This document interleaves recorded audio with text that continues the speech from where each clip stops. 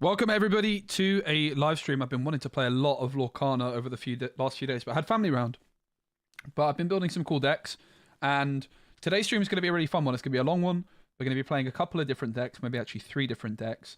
We're also going to be watching some gameplay from a tournament that happened at the weekend, and the organisers recorded stuff, which is amazing. It includes Brendan DiCanio, who's one of the best players in the game. So really looking forward to watching that. It's like a 10-hour VOD, so we're going to watch a lot of that. And later on today, I'm actually playing an NA versus EU tournament. That won't be live streamed, but there will be a video posted on my channel. It's going to be live streamed by Vonderland, who is the Disney Lorcana Challenge Seattle champion. He's actually casting my game, which is pretty cool that we've got a challenge champion casting my game. But big shout out to Cardmarket, who sponsored the channel. Rush Speedway is kind of the theme of the first deck we're playing. It's a brand new location card. Currently going for like £1.50, which is like $2, which is not very much at all. I expect it possibly to increase, but let's see how good this deck is first. So it's Ruby Amber. It's an aggro deck. Now, what I will say is the uninkable count that I have in this current list is absurdly high, and it's quite likely that we're going to have to reduce that. I will also say that this Scar card, the Heartless Hunter, as it's uninkable, it's also going to be the promo card for the set champs. It's not going to be inkable. That's just a bug. But the fact this card is uninkable means it almost certainly should not be in the deck, but I just wanted to test it. And if ever there was a deck for it, it kind of made a bit of sense in this one. So obviously when you're playing Ruby and Amber, by the way, I've actually played against a deck like this before in Seattle. Some of the game developers were playing with set 6 cards early, and I played against Rush Speedway, and it was mind-blowingly good. So Rush Speedway Finish Line is the main card. This is the enchanted version of it. Bring it home, kid. When you move a character here from a location, you may banish this location to gain 3 lore and draw 3 cards. That's a lot of cards and a lot of lore. Obviously, the other way you usually are going to be drawing cards in Ruby and Amber is with Rapunzel, with Mother Gothel. Was considering playing like the 1-drop Mulan as well as the 3-cost Beast to have a little bit more ways of healing with Rapunzel. But it might be fine. Very, very interestingly, the new Moana card, which I think is one that people are not really experimenting with too much. I haven't seen it in any of the lists, but this card's extraordinarily strong. It can't challenge unless you have a captain character in play. I actually don't think we have a single captain in the deck, but that doesn't matter. We just have it for its stats. It can quest, and with Flynn Rider, it's got some really interesting synergy, right? Like you get that 3 strength card down alongside Flynn Rider very, very early on. Of course, with the Flynn Rider, we've also got Sisu. We've got Maui in there, as well as 15 locations to combine with our Jim Hawkins, and we are able to play just in time on turn 3 into Jim Hawkins, into RLS Legacy, or into like the Rush Speedway or something. That's the kind of general idea. But of course, with the Rush Speedway, you need cards to move from a location into this, and it costs 6 to move into it, which is absurd. So we have some ways of cheating. We need other locations first and foremost, and we have some ways of cheating. One of these ways is an uninkable Rush Speedway starting line. Once per turn, you may exert chosen character here and deal 1 damage to them to move them to another location for free. So we can have something in the Rush Speedway, which costs nothing to move there, and then bam, move it into the finish line, gain 3 lore, draw 3 cards. The Rush Speedway then finish line gets banished, but we can then get it back from the discard pile with Minnie Mouse the Pirate Lookout, a super rare card. Once during your turn, whenever a card is put into your inkwell, you may return a location card from your discard to your hand. And obviously our Rush Speedway finish line is going to be the target. Well, we've also got some other ways of moving to the location for free, which is Tuk Tuk Lively Partner. This is a set 4 card, which has never seen competitive play, but that's just because all-in location decks have never really been worth it. But maybe they are now, and this Tuk Tuk card is absurdly strong. 2/3 evasive, which also gives another character +2 this turn, so it's almost like a mini crab. 2/3 evasive that costs 3 is not bad as well, but you also get to move him and, more importantly, one of your other characters to the same location for free. So if you've got something in the, let's say you've got something in RLS Legacy, you've got something in Pride Lands, this could also be the Underworld, which is a 2-cost location with 6 willpower. Say we've got something in one of those locations, and then we can use Tuk Tuk to move them into the Rush Speedway. I would very much imagine this list is going to look quite a bit different after the stream, and there will be a full edited guide of this deck coming to the YouTube channel with a more refined list. But this is the version of the deck we're starting out with. There was like another version I built earlier on in the week, which I'll show you, which uses cards like Super Goof and uses cards like Tafita and Mutton Fudge. It's very, very similar, but as you can see here, less locations. And I have Super Goof and Tafita Mutton Fudge. I'm sure you all know what Super Goof does, but Tafita Mutton Fudge is once per turn when this character moves to a location, gain 2 lore. With the Sugar Rush Speedway starting line, the Mutton Fudge seems really, really good. Interestingly, I tested a deck similar to this in set 5 for Seattle. Didn't really test it that much because it seemed like okay, but probably not good enough. And I was limited on time. But I also have 1 proxy. Look at my signed Mauis, mate. I couldn't find my 4 Flynn Riders.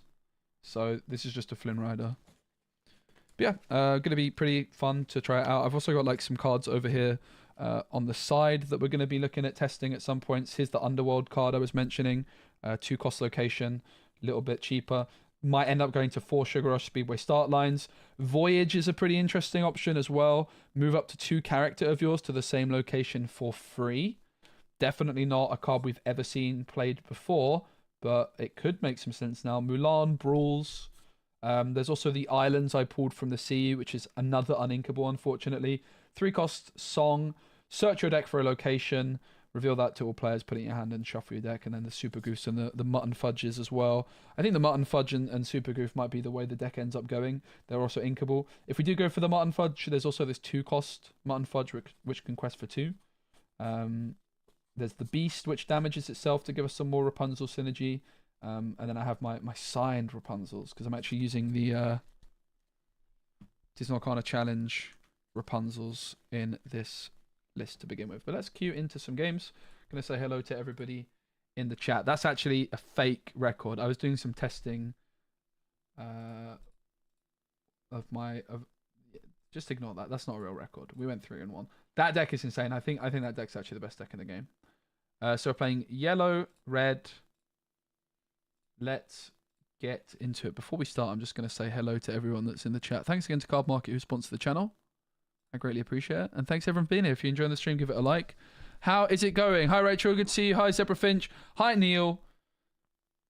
Keep getting ads about food. Help, I'm hungry. I just had some lunch. Yeah, I think Vanellope's probably going to find her way into the deck, to be honest. Hey, Play Nation. It's going good. I really don't like the damage beast. Yeah, it's a bit of an awkward one. The other thing I want to also play today, guys, the other deck, Amethyst Steel we'll probably play a bit of, but the other deck, look at my signed Daisied Up by Earlmeister, is going to be a Amber Steel deck using Pride Lands. Pride Lands is a card I've been very interested in for a while. I looked at it for Seattle as like a card that you could build a whole deck around. If you have a Prince or King here, you pay 1 ink less to play characters. And the 1 cost Simba in Steel can be played on turn 1. You can discard Lilo. It's a Prince for Pride Lands. Lilo in the discard is good.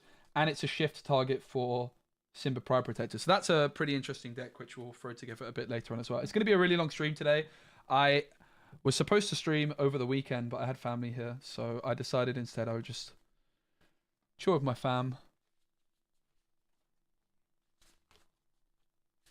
Can we see an Amber Steel list, please? Yeah, it's on my Metafy if you're interested. It's there already. Hello. Hello, mate. You okay? I'm live streaming, so please keep it family friendly if possible. Okay. Thanks, Sounds mate. good. How are you? Good. How you doing? Good, thank you. It's my first game with this deck, so it might not go very well. All right. Well, we'll see. I think I might have too many uninkables. Oh, that's always tough. But we'll see. Am I okay to start? Do you want me to cut or anything? No, I just half cut's fine. Yeah, cool. All right, best of luck, mate. You too.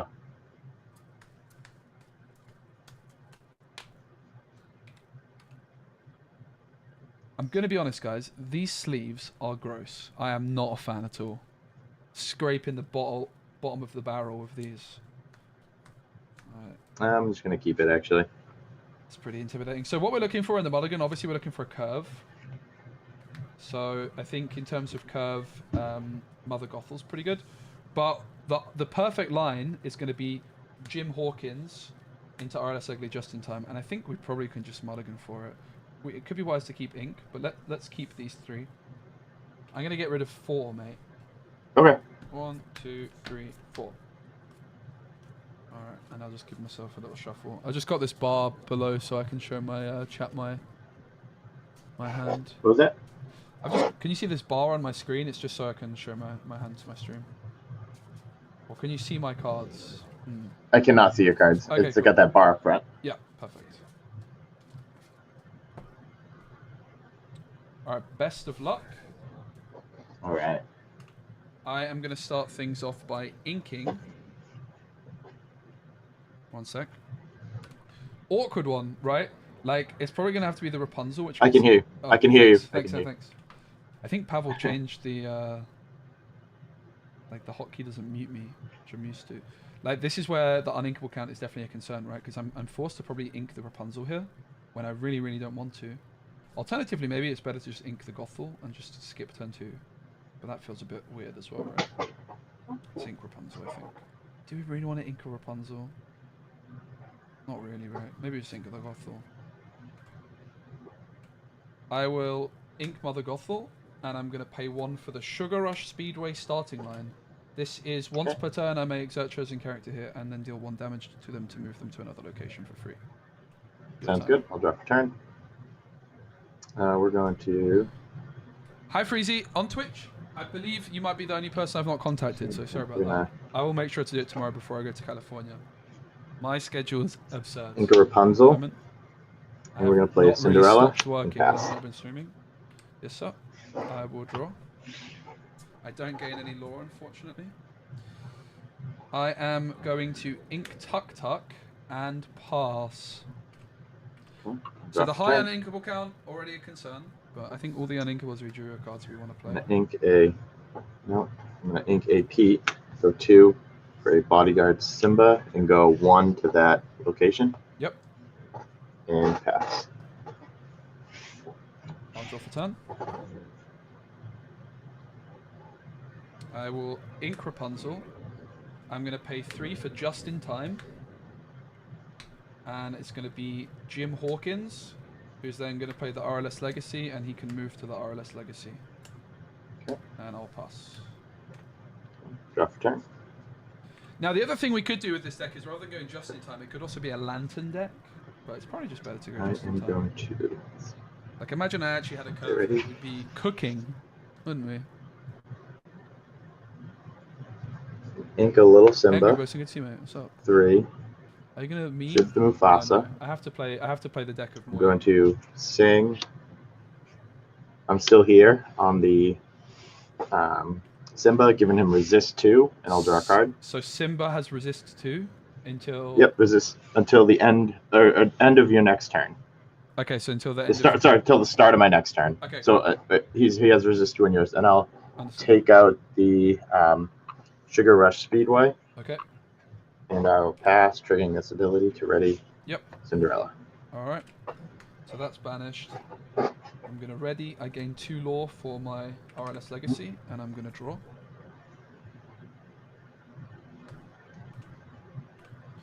Okay, so we've got... This is the hand.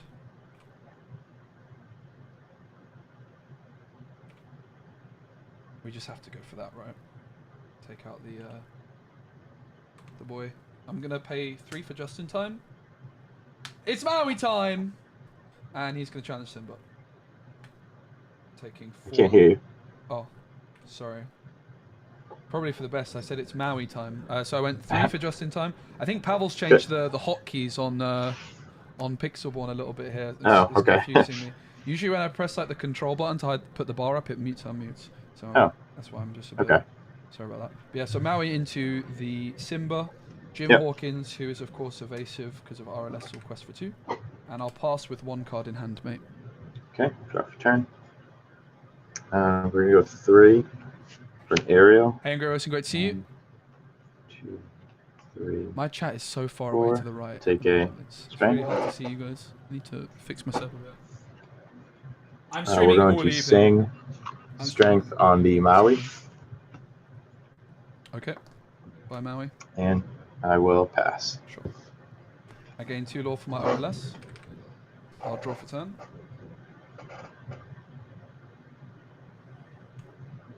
The uninkable count continues. I can hear you. Thanks. The uninkable count continues to be a bit of a concern. Whenever you play a location, this character may move there for free. Oh my goodness, that's insane, guys. Look at that. Oh my days. Okay. I'm going to go 2. Wait, how do I want to do this? Yeah, it's fine to do it like this. I'm going to go 2 for the Sugar Rush Speedway finish line. Jim Hawkins reads... I can't hear you. Oh my goodness, I'm so sorry. Yeah, you might just have to use the mouse. Yeah, no, I've got it. It's just, it's my habit, so I'm just used to it working that way. It's like, I'm trying to, yeah. But I go 2 for Sugar Rush Speedway. Jim Hawkins reads, yep. Whenever you play a location, this character may move there for free. So I move Jim Hawkins there. And when you move a character here from a location, you may banish this location to gain 3 lore and draw 3 cards. So I go up to 9. This gets banished. And I draw 3. That's pretty good, isn't it? That's not bad, chat, as things go. We want it probably ink, so let's just ink the Goth. We'll play the Daisy, right? We could also move Jim Hawkins back into RLS. Maybe that's a better use of our ink. I am going to ink Mother Gothel. Sorry, ink Mother Gothel here. And then, oops, I've dropped my Mother Gothel. I'm all over the shop. I'm going to spend that 2 ink to move Jim back into RLS, so he's evasive. And then I will quest for 2. I have 3 cards in hand and I pass. Okay. Draw for turn. You go 3, 4. Ariel. Oh, I can't move him there. Sorry, it costs 3 to move him there. My mistake. Oh, okay, yeah. So I'll just change my play if that's okay. My apologies. Yep. I'll just play a Daisy Duck instead if that's okay for 1. Yep. Sorry about that.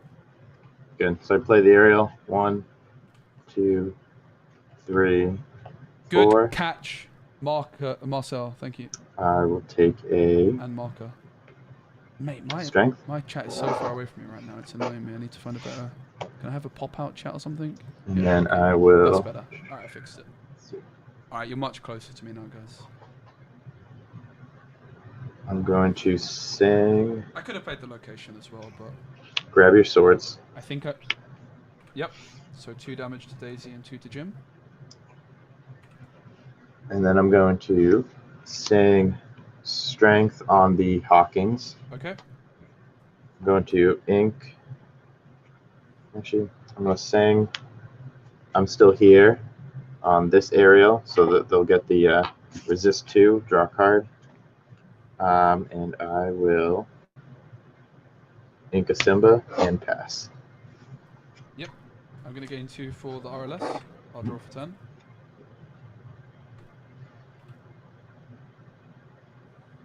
See why we're not actually going to play the Scar realistically. It's too uninkable. I think we're going to cut it straight away here. So I'll quest for 2 with Daisy and trigger. Okay. I'll flatten them. Goes to the bottom. That's the bottom. I'll go 4 for RLS Legacy and pass. 2 cards in hand. Okay, draw for turn. Going to ink a Simba, and I'm going to sing Full New World. Okay, I discard Scar and Sugar Rush Speedway. Okay. 1, 2, 3, 4, 5, 6, 7. I'm going to sing Storm Rage On the Daisy. Yep.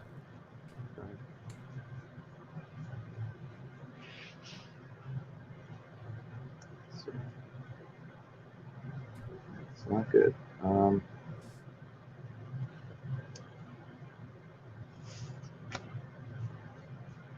We're going to go 1 for Cindy, 1 for Daisy, 2 for a Simba, and she's going to have to pass. Yep. I gain 4. I draw.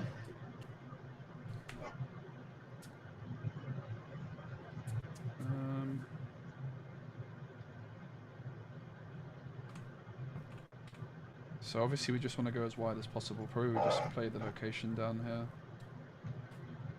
here. I'll pay 3 for Pride Lands.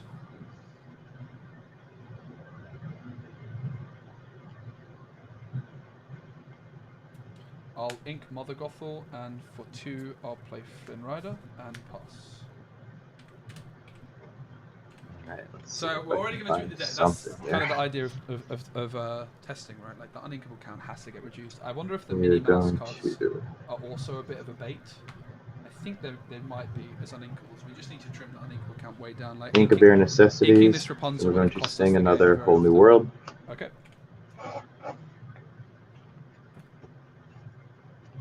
1, 2, 3, 4, 5, 6, 7.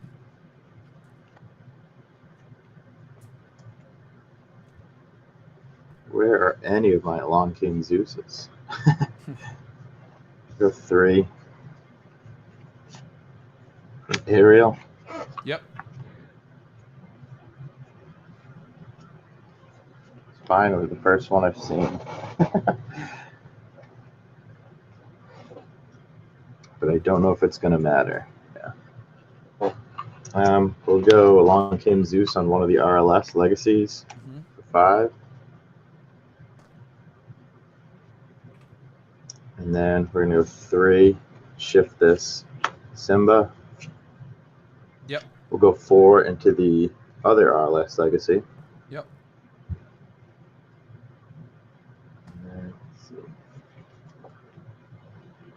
Yeah, that's going to be it. All right. Can't take them all up. GG, man. Thanks for the game.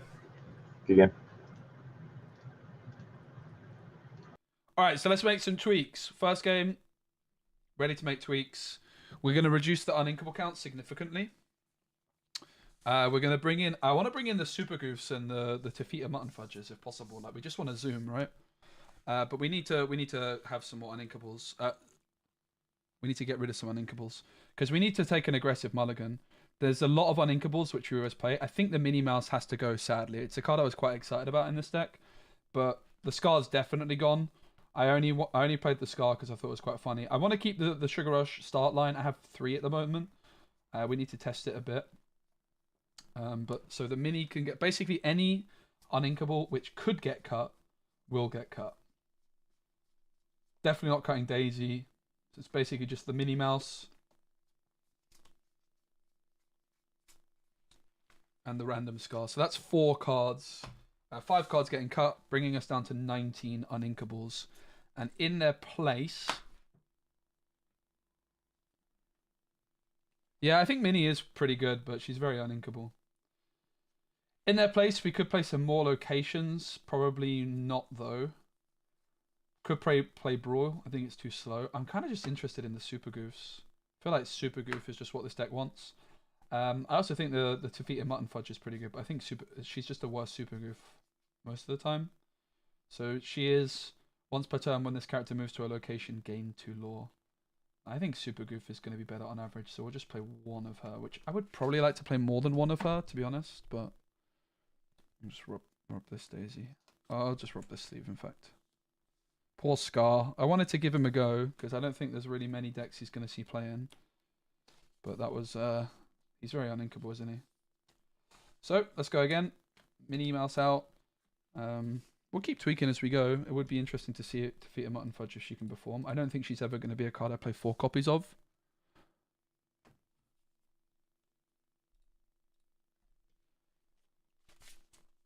Maybe we only play 1 mini. Let's just cut them all, to be honest. I think it's fine. Not really that bothered. I can see it, though, being like a card you play 1 copy of, but honestly, I think it seems like we just need to... We're going to end up inking Rapunzels and Jim Hawkins and these kinds of things if we're not careful. So I think let's just keep the uninkable count as low as we possibly can without cutting cards that we really don't want to cut ever. Flashbang through the door. Hello. Hey, how's it going? That's good. I'm live streaming, so please keep it family friendly if possible. Sounds good, man. Thank you. How are you? You okay? Yeah, pretty good. Good stuff. Half cut, all right. Yeah. What is that playmat you've got? It's from Magic the Gathering. Nice. It's from GP London. It's like I don't know, one of the Kaladesh remastered sets. If you ever play Magic, I have never played Magic. Not once. 0 games. Good luck. All right, man. So we're going second this time, but we have a curve. First question is, do we keep 2 Daisy Ducks? Probably not. We'll keep the foil. We'll be rude not to. We want to keep this. We want to keep this. And the rest, I don't think we're ever keeping. So we get rid of 4. Technically, we're supposed to wait for them, but we'll just go now. I'm going to mulligan 4, mate. I'll do 5. Looks like I shuffled my deck well with those 2 goofies next to each other, huh? I definitely think I'm not very good at shuffling. Like, it doesn't look that bad, but I think it's pretty... I need to get better. I need to do shuffling lessons. Or maybe I'm just not shuffling enough. Maybe I just drew 2 goofies in a row, which can definitely happen.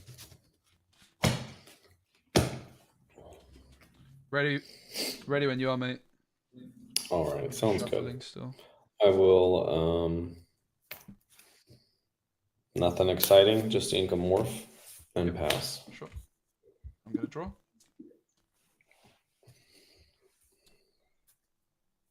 I will ink Defeater Mutton Fudge.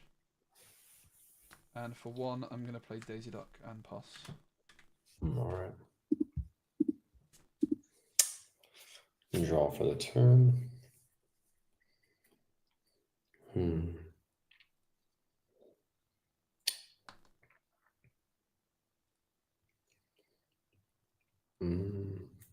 And yeah, don't forget, guys, I'm in San Francisco this weekend. There's a big tournament on Saturday, which I'm going to be casting. If you're in the area, I do have a link, which is popping up in the chat. You can do exclamation mark Cali, and you get $5 off at the entry fee. I also make $5 off that link if you do sign up. But no pressure. I'd rather you get the $5 off yourselves, right? It's going to be a big one. All right, I'll ink an Ursula. And yeah, later on we're going to watch some action from one of the tournaments. Yes. Sure, I'll draw. I'm going to quest for 2 with Daisy Duck, who triggers. I reveal it, right? Yes. Diablo. No, stay away from me. Goes into my hand, right? Yeah. Correct.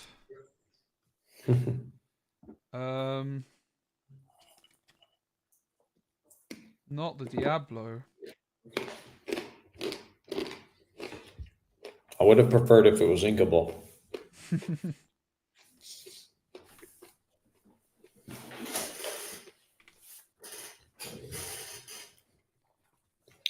So the decision here is what to ink. I think we'd probably play the Gothel. We don't want to play the Rush Speedway anytime soon. So let's just ink a goof. I will ink Super Goofy. And I will play the Mother Gothel, who comes in with 3 damage. And I'll pass to you, mate. All right, ready. Draw. Yeah, Tafia with the Sugar Rush Speedway start line is definitely cute, but I don't know. I like the card. I just think she's a worse Super Goof. She's just not consistent, right? I'll link a Hidden Cove. And I'll shift a Beast. Okay. And pass. Sure. I'll draw for turn. Right, so we're probably going just in time into Rapunzel here. But let's start off with the Daisy.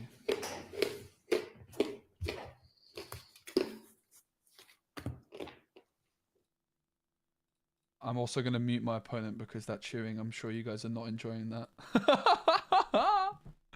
I've unmuted them. I mean, I've muted them for you guys. Right, so I'm going to ink the... I'm going to quest with Daisy first. So she triggers. Correct. I am going to ink the Super Goof of Dreams. And for 3, I will play Just in Time, which allows me to play a character with 5 cost or less for free. So I'm going to play Rapunzel, Healing Mother Gothel, and allow me to draw 3 cards. 1, 2, 3. And I will then... Well, this Mother Gothel is ready to quest, so I will quest for 1 and pass. I have a proxy in my deck because I can't find my 4th Flynn Rider, guys. I might just play three Flynn Riders because it's kind of annoying explaining to people that that's why I only have 3, right? I have this random proxy. It's like an upside down. Gutsy Go Getter. What card's that, Alice? Yep, thank you. I will draw for turn. So this is a Flynn Rider. We do have the Jim Hawkins, but we can't get there yet. Thank you. Oh man, this new change is annoying, mate. Usually when you have this bar up, it mutes you by default. I'm going to speak to Papa, but I don't like it. I liked it more before. So what we could do is, I mean, we should always quest with Daisy first to see what's what. It's probably the most wise. I will quest for 2 with Daisy, so she triggers. Yeah, questing with Daisy, sorry. So trigger. Yep, that goes into hand. It's a weird one. This is a Flynn Rider. Let's just quest of everything, right? I'll also quest with these 2, which puts me to 10. I actually have 1 proxy in my deck, mate, which is basically just a face-up card because I couldn't find my 4th Flynn Rider. So that's a Flynn Rider. It's like, yes, 2 strength, 2 willpower, cost 2. Apologies for that. I think I'm just going to take out the deck after this because it's long explaining it. I couldn't find my 4th one for the life of me. Then I can still ink.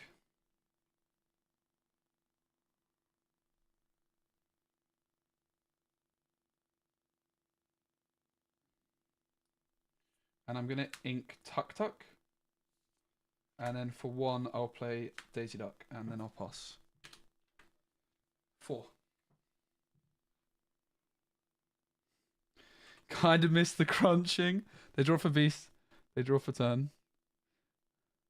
Where's the link, Burnman? If you... ! Cali should work. It might not work on YouTube, but I'll get you the link if not. Can someone in the Twitch chat do ! Cali, please? Because then the Nightbot will post it. Thank you.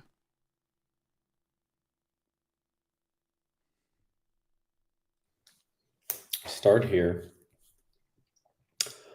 I'll let the storm rage on Flynn and Yep. the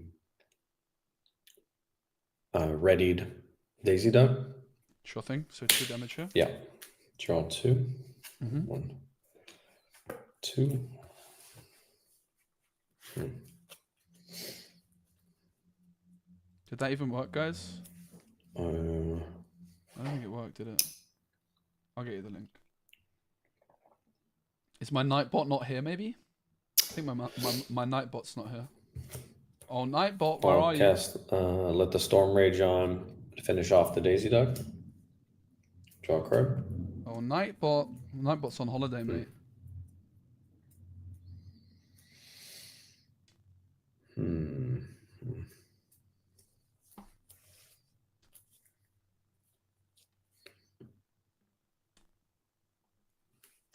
I'll ink a sudden chill.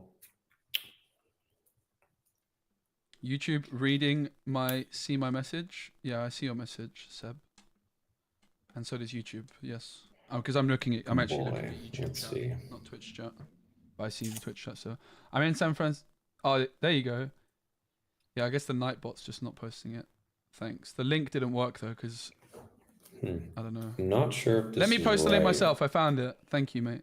But Yeah, it seems like the Nightbot doesn't come through to YouTube chat, which is a bit weird. I thought it did.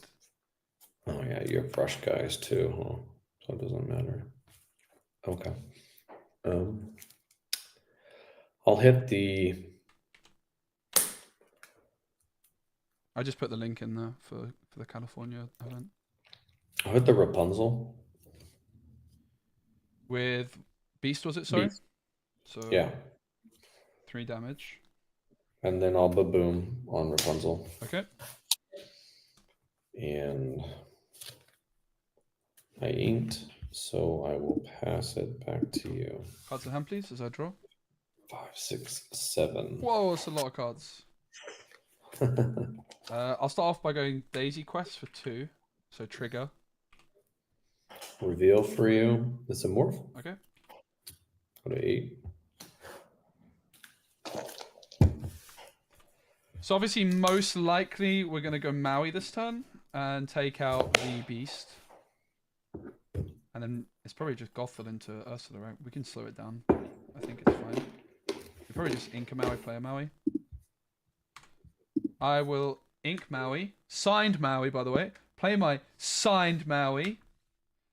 Gothel's going to take Ursula, and Maui's going to take Beast. And then I will pass. I currently have 3 cards in hand, mate.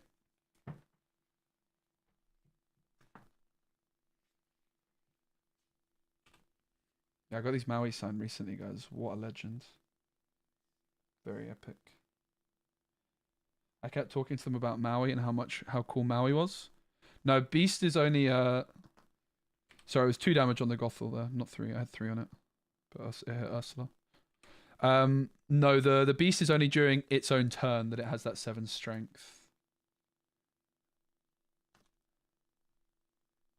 At the start of your turn with Beast, it triggers and goes to 7 strength. Not in opponent's turn.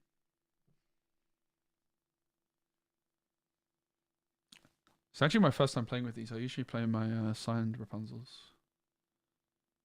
Yeah, no worries, Aurelia.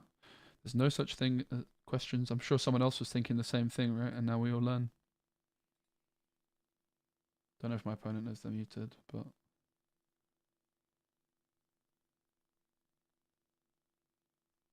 you're muted, mate.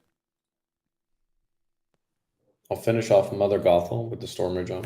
Yep. Draw a card. Sure. I've organized my collection quite recently into binders per ink color. I have like 6 different binders, 1 for each ink color. I quite like it that way. It's good if trying to build decks, and I need to build a lot of decks. I also have like some of my staple cards. And play a big Ursula. In a trove at the moment, but that's not that organized, to be honest. It's 1, 2, 3, 4, 5, might be 6, 7. better doing that. Having enough time. Yeah, I hear you totally saying. It's 7. difficult, man. It's difficult to stay on top of it. I think just trying to stay on top of it is the best bet. All right, I'll draw, which puts me up to 4 in hand. The crunching's back. I think we. I can hear you. Oh, sorry. You're fine. You heard me talk about the crunching. Oh no. Oops. I am going to quest for 2 of Daisy. So trigger. All right, reveal. So Diablo. Yep, into hand it goes. Little Diablo. I'm going to pay 5 for Jim Hawkins. Jim Hawkins lets me play a location for free, and it's the Sugar Rush Speedway. I can also move him to the Sugar Rush Speedway, which doesn't actually do anything. Will you remind me what the Sugar Rush Speedway does? So this is the Sugar Rush Speedway finish line. It costs 2. It has 7 willpower, and it costs 6 to move there. When you move a character to the Sugar Rush Speedway from a different location, you may banish this location to gain 3 lore and draw 3 cards. Oh, very strong, but I don't have any other locations at the moment, so it doesn't actually do anything. I have 2 cards in hand, and I'm going to pass with 2 cards in hand. So here it almost feels like we didn't have enough locations, right? That's something else to consider. Like maybe we just don't quite have enough locations at the moment. Let's see. They've let Daisy stay on the field for way too long. Yeah, but I did a good job of protecting Daisy. That's kind of my game plan was to protect the Daisy a little bit, right? You're right, though. They haven't dealt with the Daisy well enough, but I think we also did a pretty good job of disrupting their game plan. They shifted. Sorry, just give me a moment to think. Yeah, take your time, mate. No worries. All right. 3, 4. So some other locations we could play is like the Underworld, which is not a particularly impressive location, but I will first start off with the Diablo. See what you got. Super Goof and Gothel. Super Goof is Rush, and if he kills something, he gets a lore. Just whenever it challenges, it doesn't have to banish it. Whenever he challenges in my turn, I gain 2 lore. Okay, thank you. And yeah, Mother Gothel's damaging. Okay. I will 2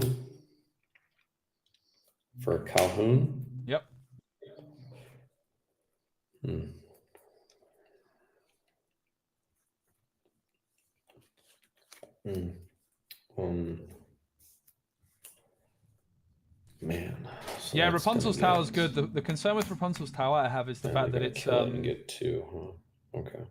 the fact that it's Then I'll play not gaining lore. But it also only costs 1 to another move there, bigger which could be slot. pretty relevant actually for the Sugar Rush Speedway. I could see it. And I'll singlet the Storm Rage on Daisy and Jim Hawkins for 4. Yep. And I will ink a morph. 1, 2, 3. I have 4 cards I have a now. feeling we're losing, to be honest. And I'll pass it back to you. I'll draw for 10.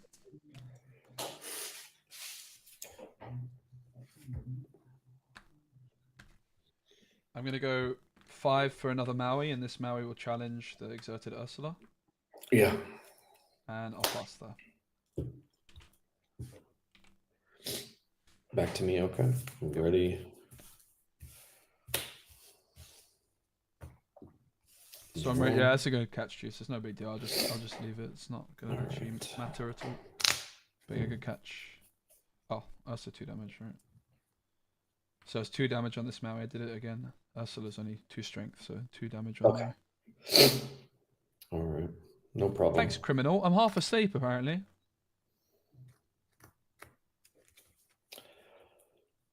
See, I'm going to be live again tomorrow, but that's it, unfortunately, until Saturday. And I'm going to be casting in San Francisco because I'm going to California on Wednesday. It's a long old flight. It's like 11 hours or something mental. But it's got to be worth it for a bit of Disney Lorcana action.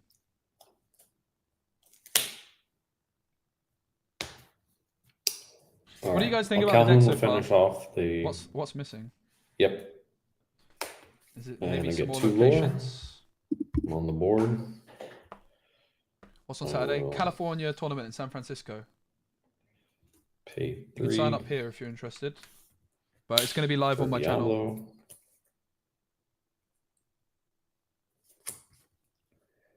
Pay 3 for another Diablo. Thanks, Gil Fritz. And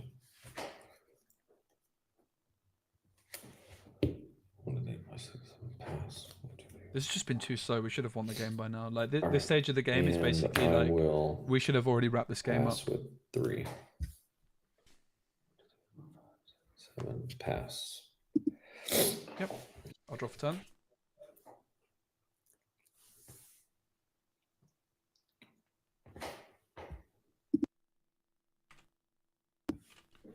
So we have Pride lands now, which if we had 8 ink, we'd be able to move Maui in and then blah blah blah, but we can't. I guess we can't super goof, so I guess we just go Gothel Pride lands, right? Alright, I'm gonna go Pride lands for 3. And Mother Gothel for 2, 1 card in hand. Okay. Pass. And what's Pride Lands do? It costs 2 to move there. It gains 1 lore. Has 8 willpower. When you have 3 or more characters here, you may banish this location to play a character from your discard for free. It's a bit. I don't think it's ever achieved its ability. It's just there because it's a location that has good willpower and gains a lore. Okay. All right, ready. Yeah, there's also the Underworld as an option. Just a 2-cost location with 6 willpower. Yeah.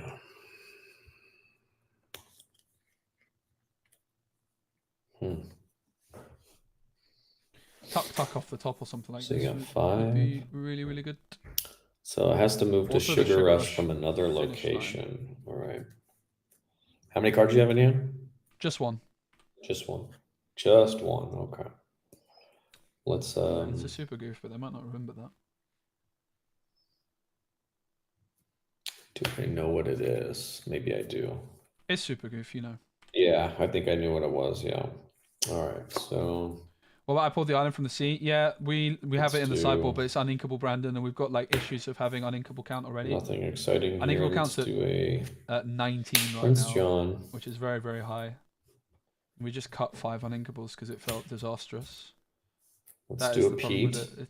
It's also very slow. and Oh, I'm yeah, not I've got- happy about it. Got it on the side. But I think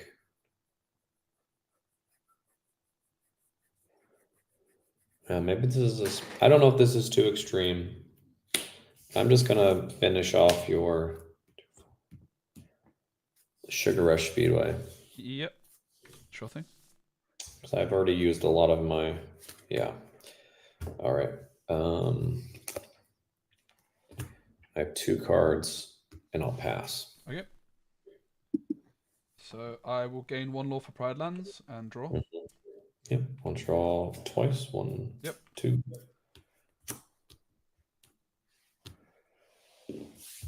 1, 2, I have 4. Mother Gothel will quest for 1, put me to 16. Maui's going to take out the Ursula. Yep.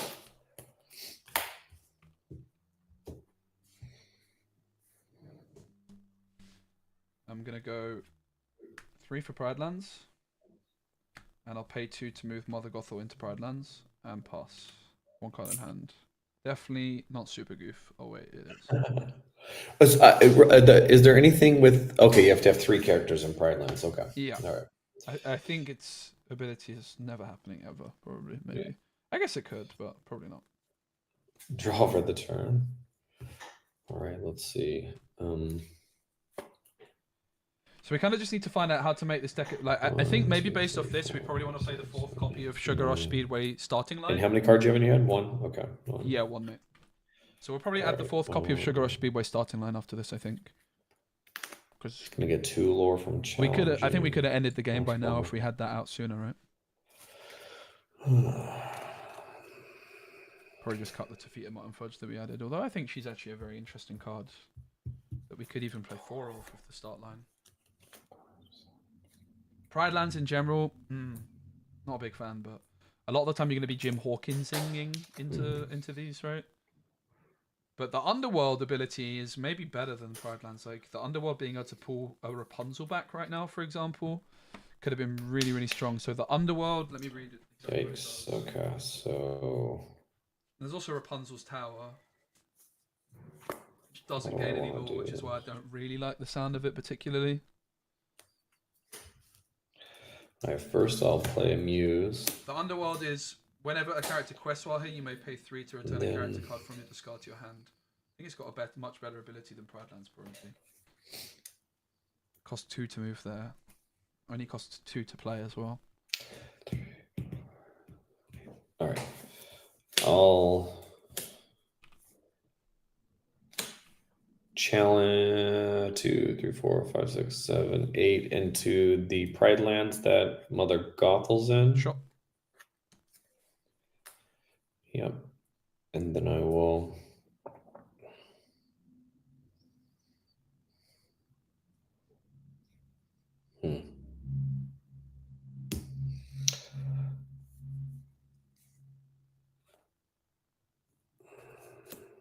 You're gonna count 1, 2, 6. Okay. I'll get rid of Mother Gothel. Yep.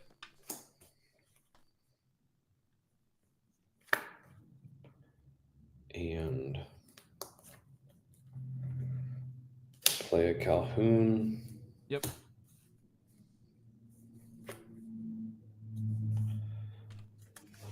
And I will pass. Sure. I gain 1 more for Pride Lands, up to 17. I draw for turn. You can draw 2 for Diablo. Draw 2. I was just about to say, this doesn't look good for me.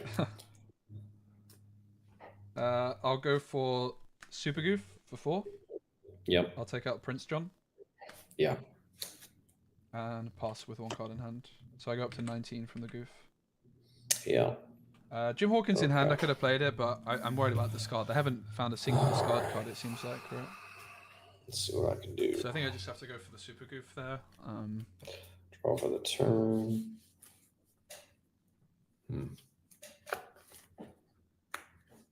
LCCC? What is that, Andy? Only when he challenges you get the lore, right? Yeah, when you challenge me, I don't gain any lore. Okay. Let's see. Get a cove.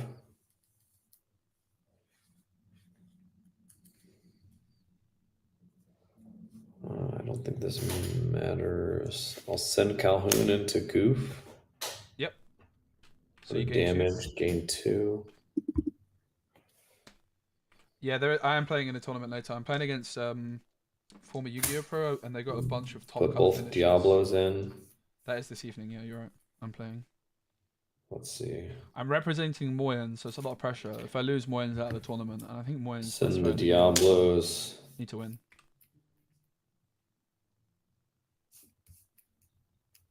And another super goof would wreck me, but I don't. So is that 4 damage into? Yeah. Oh no, it's 6 because of the cove, right?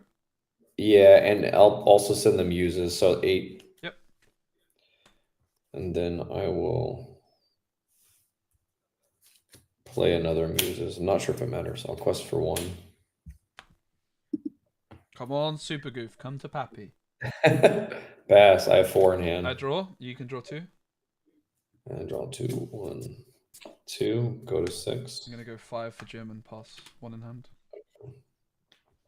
All right, ready. Strength Just of a move Raging these over, Fire. make it Bruno clear. deals with him. Draw for the turn. We went second this game, and remember, like what I'm saying is, this game we need to get the deck in a way where this game is over already. We don't have Pirate's Life. That kind of card could be interesting though. I think like Tafita Mutton Fudge would be a more likely card that we actually played. Let's do this first. You have 1 card in hand or no? Yeah, 1 in hand, mate. Okay. I'm going to play an Ursula. Sisu in hand. Okay. Then I will strength on the Jim Hawkins. No. I have a little bit of way to go. Let's see. 1 quest for 1, 2, 3, 4, 5, 6. Go to 11. Yeah, it's gonna be streamed on Then Wonderland I'm stream, and I'm gonna be going posting it to my YouTube see, afterwards. 1, I'm gonna be 2, live pretty much 3, right up 4, until 5, the 6, tournament, so I'll make 7. sure to link you the thing. Super Goof off the top of my win. Think a Diablo. Play a Prince John. Otherwise, we just lose, I think. And pass with 3 in hand. I'll draw. You can draw 2. No Super Goof, but Go to 5. game's yours. Well played, mate. GG. That was very close. Thanks for the game. All right, man. Bye. All right, so I'm gonna kick this random Flynn Rider, even though I actually let me just double check. I can't find my 4th Flynn Rider in like a spare folder or something. So I feel like I should have plenty of Flynn Riders, but I can't find the 4th ones for some reason. I have a spares binder here, which it could be in. I have a couple of spare binders. Oh, look at all those spares, baby. Look at this random altered card and One Piece card, which I never play these games, for the record. But I do have some random. It's a bit dirty, this binder, isn't it? What we're looking for, Flynn Rider. Any Flynn Rider havers? Nope. Doesn't look like there's any Flynn Riders in here.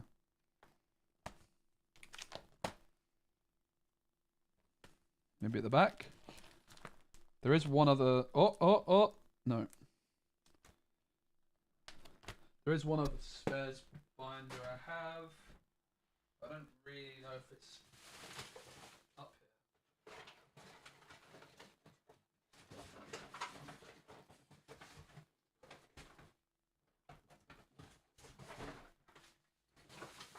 There is not much space in here. That's for sure.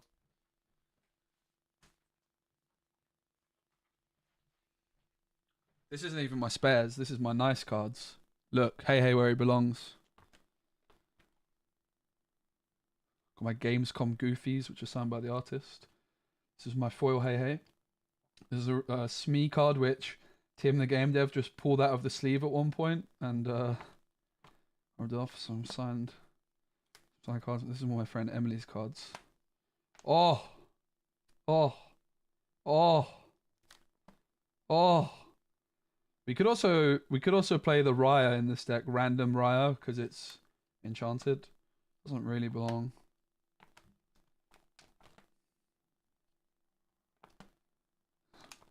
That's my favorite page. Look at this Bucky as well.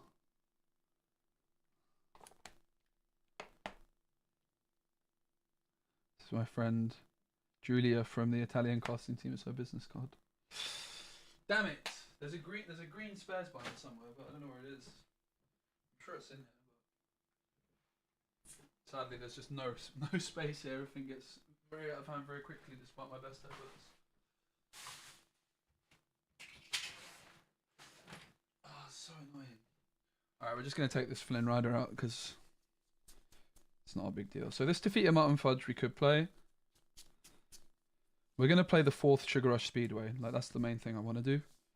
And I just want to take this Flynn Rider out because I can't really be bothered explaining that I have this random proxy.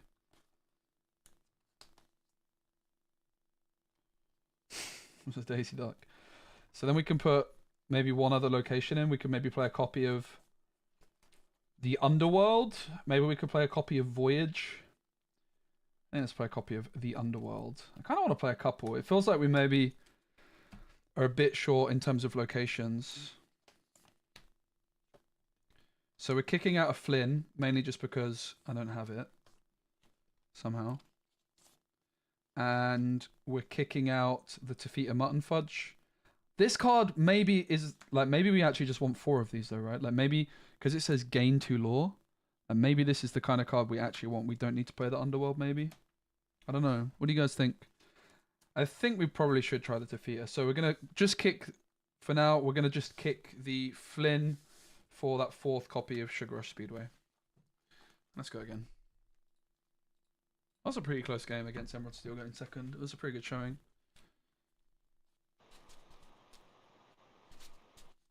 Maybe we went first though. Tried Sapphire Emerald aggro deck, doing great so far. Let's go. Do you want to test new Robin Hood Sharpshooter deck? Oh, I do. Oh, I do. There's so much I want to test. It's also hard with physical like cards collection. It's very time consuming to put these together. Like, there's a lot of stuff you guys don't see off stream with me. Like, I spent 6 hours sorting my collection out the other night. 6 hours, mate. I still can't find my cards. I think this is working.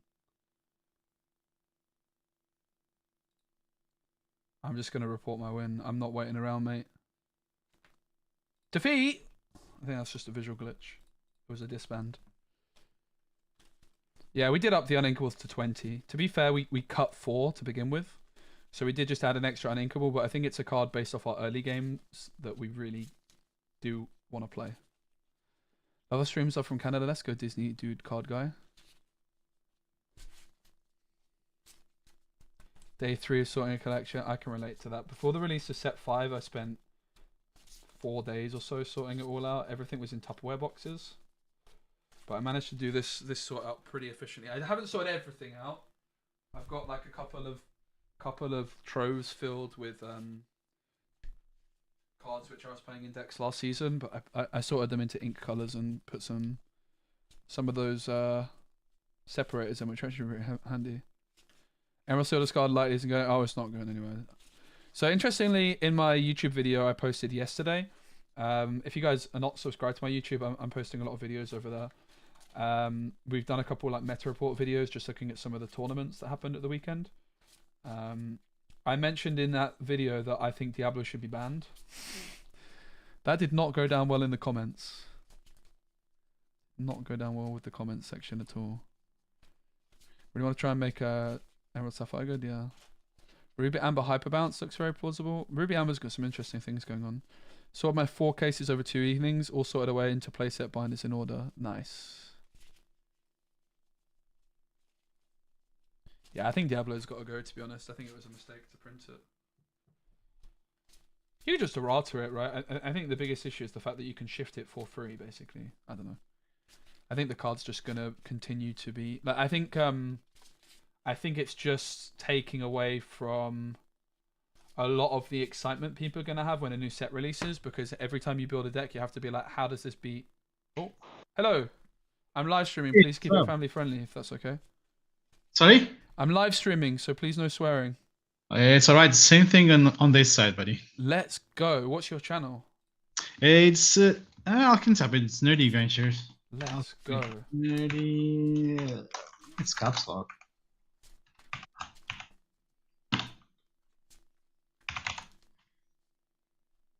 Yeah, there it goes. Nerdy Ventures. Nerdy Ventures, right? Yeah, Link. It's I'll link my chat. Is it on Twitch? yeah, it is. All right. Best luck, mate. You too. That's right. Chat, can someone link it, please? Nerdy Ventures. I know my camera's covering it. All right. In terms of Mulligan, let's have a go. I see we have a streamer going on again. It's not the same thing around here. It's really the same thing. I don't have the layout for now because I asked for it. Right. So I'm fine with it. Okay. Moana, I Flynn. assume that he wants half a cut. Do you want half a cut? That's fine. No need to. All right. There goes. I am gonna mulligan. I'm not sure how many I'm gonna mulligan. I'm gonna mulligan 4, I think, mate. Yeah, 4 for me. I'm just going to mulligan 2. Sure.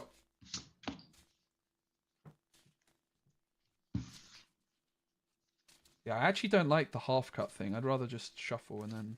Yeah. I feel like I the did, half cut's that's always why fun. I asked. Yeah, no, I appreciate it. There's Like a few players that asked to do a triple cut. I mean, if it's like a tournament, sure, but I think that this ladder is not that competitive in general. Like, it's competitive, Yeah. but we're just having fun with it, right? When I play against people in real life, unless it's a tournament, I will say no cut as well. All right, am I okay to start, mate? Yeah, you are. Go Thank ahead. you. I will ink a lovely Moana here, and for 1, I will play a even more lovely Daisy Duck. Pass. All right, so draw for turn.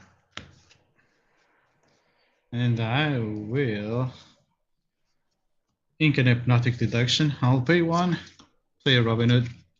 I'll pass my turn. All right. To 1. I'm going to draw.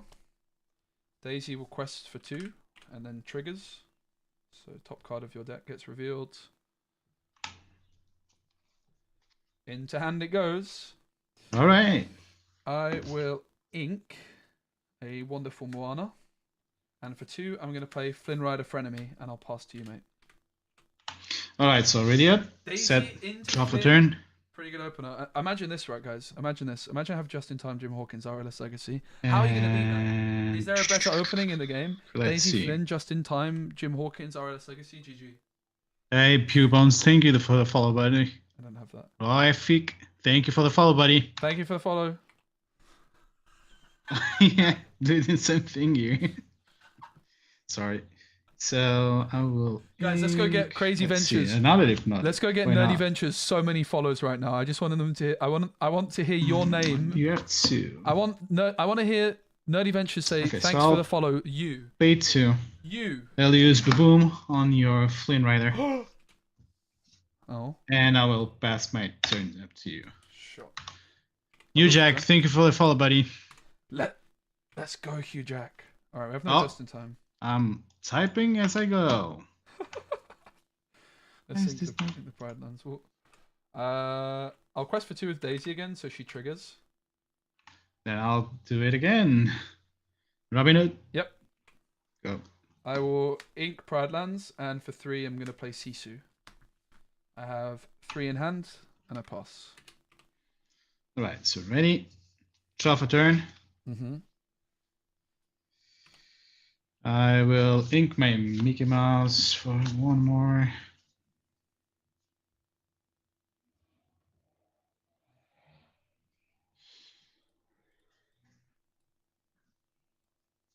I'll pay 3 to play a Shanzi. I will. Yeah, I will challenge your Daisy Duck for 2. Sure. She does 1, right? Correct. Okay. And I will pass my turn. I'll draw for 10.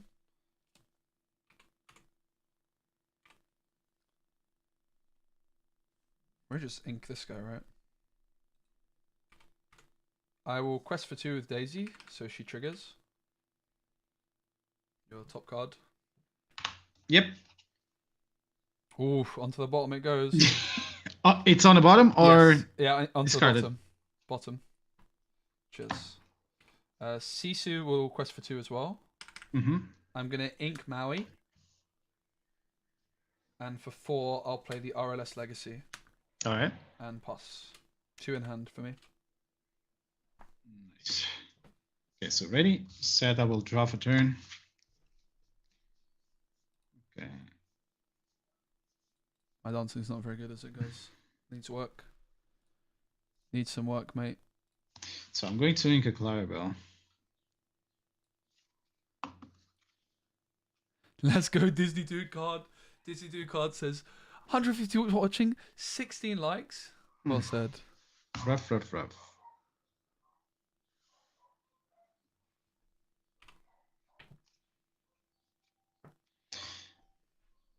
I will challenge with my Chinsey on a Daisy deck for 4. I'll take 1 damage. Yep. Yep. Yeah, they challenged for 2 there, but it was already damaged. Hi, Robert. Good to see you, mate. Hope you're well. Yeah, I really wanted to stream this weekend. I'm really glad I didn't, but to be honest, I got to see my my family. My little brother and little sister were here, and it was my dad and brother's birthdays this week. So I was chilling with my family, and I think it was a good life choice. I was very tempted to stream, I will put. but I also I'll pay 3. had a I few will shift, cans Robin last Hood. night, and I thought, and I will wasn't pass my turn. that wise to go live. I was close. This is not counting. Nice. I'll gain 2 lore for the RLS and draw. I'm going to ink Jim Hawkins to play Jim Hawkins to play RLS Legacy, and Jim Hawkins moves to RLS Legacy. And I'll quest for 2. Pass, no cards in hand. Was that okay with you, what I just did? Basically, when you play Jim Hawkins, you play a location for free. Yep. And whenever you play a location, Jim Hawkins can move there for free. Yep. Cool. So ready, draw. Okay.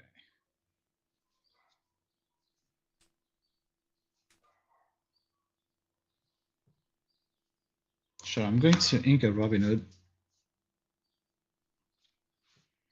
for 3. I will sing a song. Let a song rage on your Sisu. Sure. 2. Draw a card.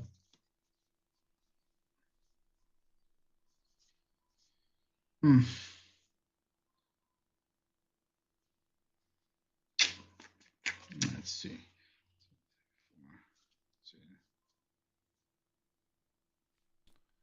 Oh, it's Yeah, only for 4. 2. Okay, I will use Hypnotic Deduction. So it shows what I know. What's Shenzi's damage ability? Like when challenging a damage I character, will it does keep extra? this in my hand. Goes away. Interesting. For 3, I will play a Pete, and I will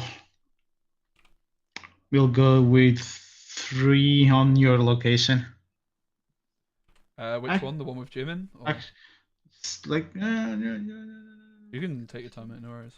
nah, just thinking about what I should do. No, I will go on your Sisu for 1 damage. I will go 2. I'll deal 3.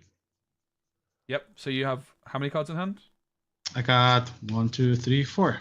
So Sisu gets 1 strength for every card you have in hand. So it's currently a 5/4. So it's a 5. 5/4 right now. Yeah. It's a 5/4. So you can Okay, change. so- You can change your play. You don't have to do that. No rush, mate. No, let's do that. I will trade. I'll do 3. Mhm. And it goes away. And pass. Sure.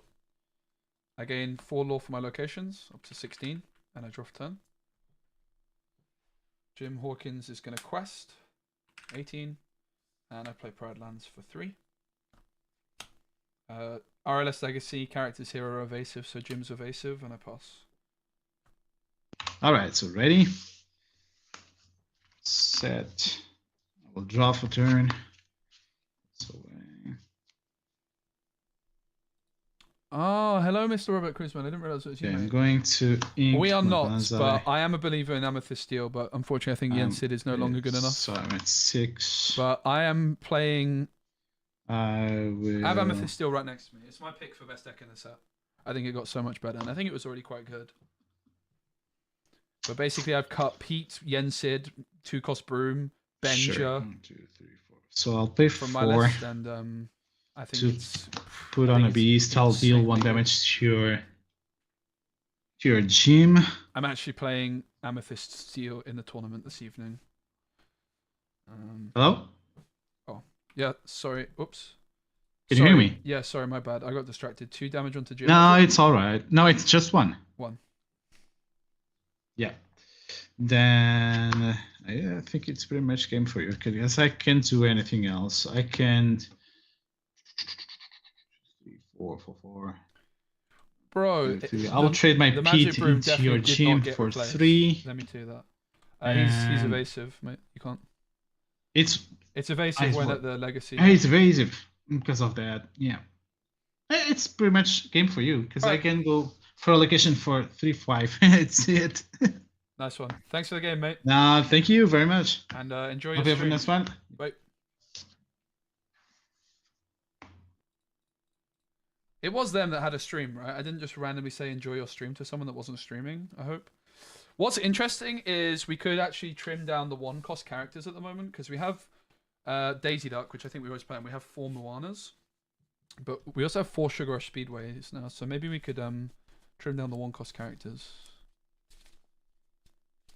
But yeah, the Broom, in my opinion, did not get replaced by the Bird at all. I think that's actually... It's a very interesting discussion. I think in some decks that will be the case, but I think actually Broom is maybe the best of the bunch. I don't know. It's a really interesting discussion. In my view, play all of them. Certainly the Amethyst Steel deck that I've been working on is playing all 4. Bye, Rachel. The tournament game is going to be at 11:30 p.m, so quite late, but it's going to be on my YouTube tomorrow. But it's best late game, but worst turn 1. I don't even know. The broom late game is incredibly good, right? In a lot of situations, because you can just pay 1 to cycle it immediately the same turn you play it. Like in that situation, it's great. Hello again. It's not you and me, just in the platform, I guess. Yeah. I went first last time, so you go first this time, mate. All right, I'm not sweet. Let's see. 1, 2, 3, 4, 5, 6, 7. Good luck. You too. 5. Right, so a lot of RLS legacies. We're going second. We'll definitely keep that. I think without Jim and just in time, we just get rid of the rest, right? I'm gonna get rid of 5.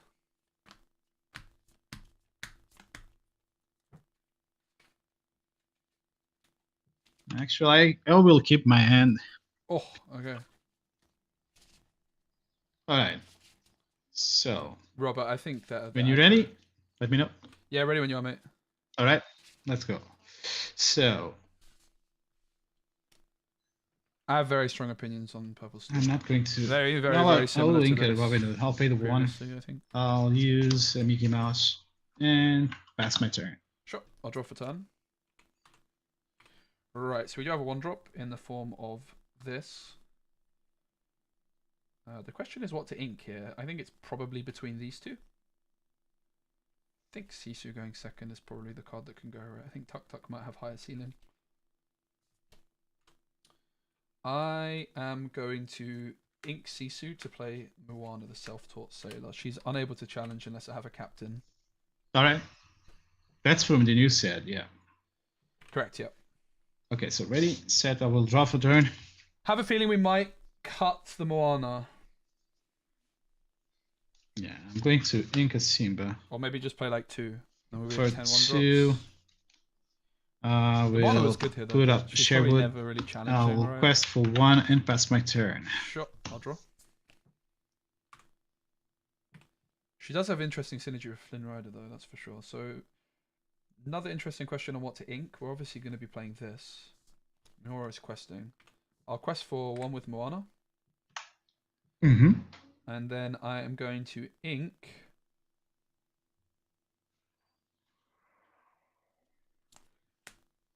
Super Goof. And for Super goof. 2, I'll play Mother Gothel, who comes in Mhm. with 3 damage. And I'll pass to you, mate. Yeah. Well, ready, set, and we'll draw for turn.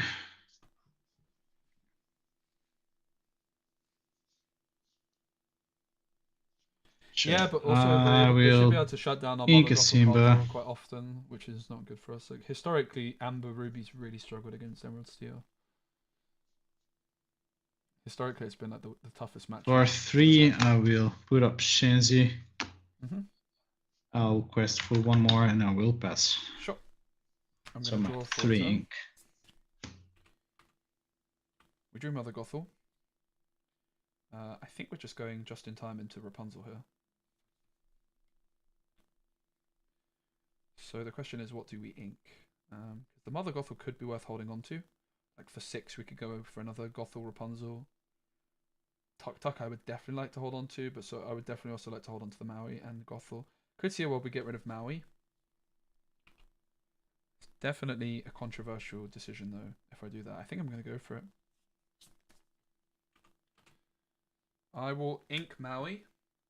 For 3, I'm going to play just in time into Rapunzel, healing Mother Gothel and drawing 3 cards. So it's 1. And then Sherwood Forest. So Sherwood Forest is, how good is Just it? gives ward to everyone who's in it. And I can move my Robin Hoods here for free. Yep. I will quest for 2. Alright. Pass. Not sure. We could have So done ready? something. We could have taken out the Mickey, for example, Set. with Gothel, but I think we just let I will them. draw for turn. We need to start winning quite quickly. Let's go and go. I think Purple Steel is incredible this set. There's lots of videos from me coming on For Purple 1, I Steel will very, very soon. play Robin Hood. It's the deck I've been working on. We'll move it for 3. Obviously, I played. I'll played pay in 2 Seattle. more. I Works will very hard move on it my in Seattle as Shenzi well. into it. Isn't it only damage characters can be targeted by Sherwood Forest cards, right? And I will ink Simba. Yeah, they seem to not be discarding. You're right.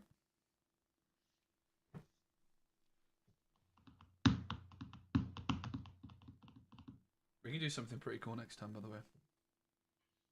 Pretty cool. What's the? It's Moana on the right, on the left side. Yes, 3-2. F3. Quest for 1. Can't challenge unless I have a captain and no captains. I don't think I actually play a single captain, mate, to be honest with you. Mm-hmm.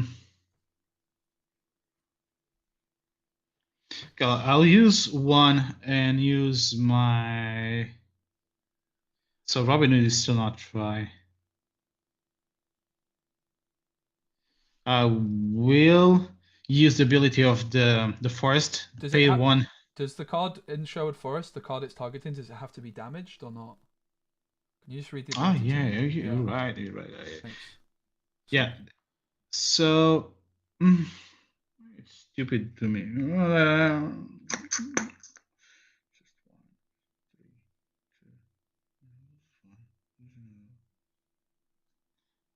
Now as will not use it. I will just quest for 2. Yep. And pass my turn. Sure. And I got 2 cards in hand. Thanks. I'll draw.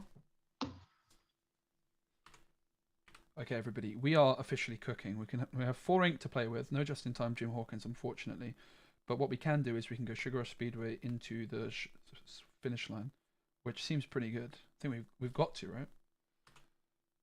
Okay, I'm going to pay 1 ink for the Sugar Rush Speedway starting line.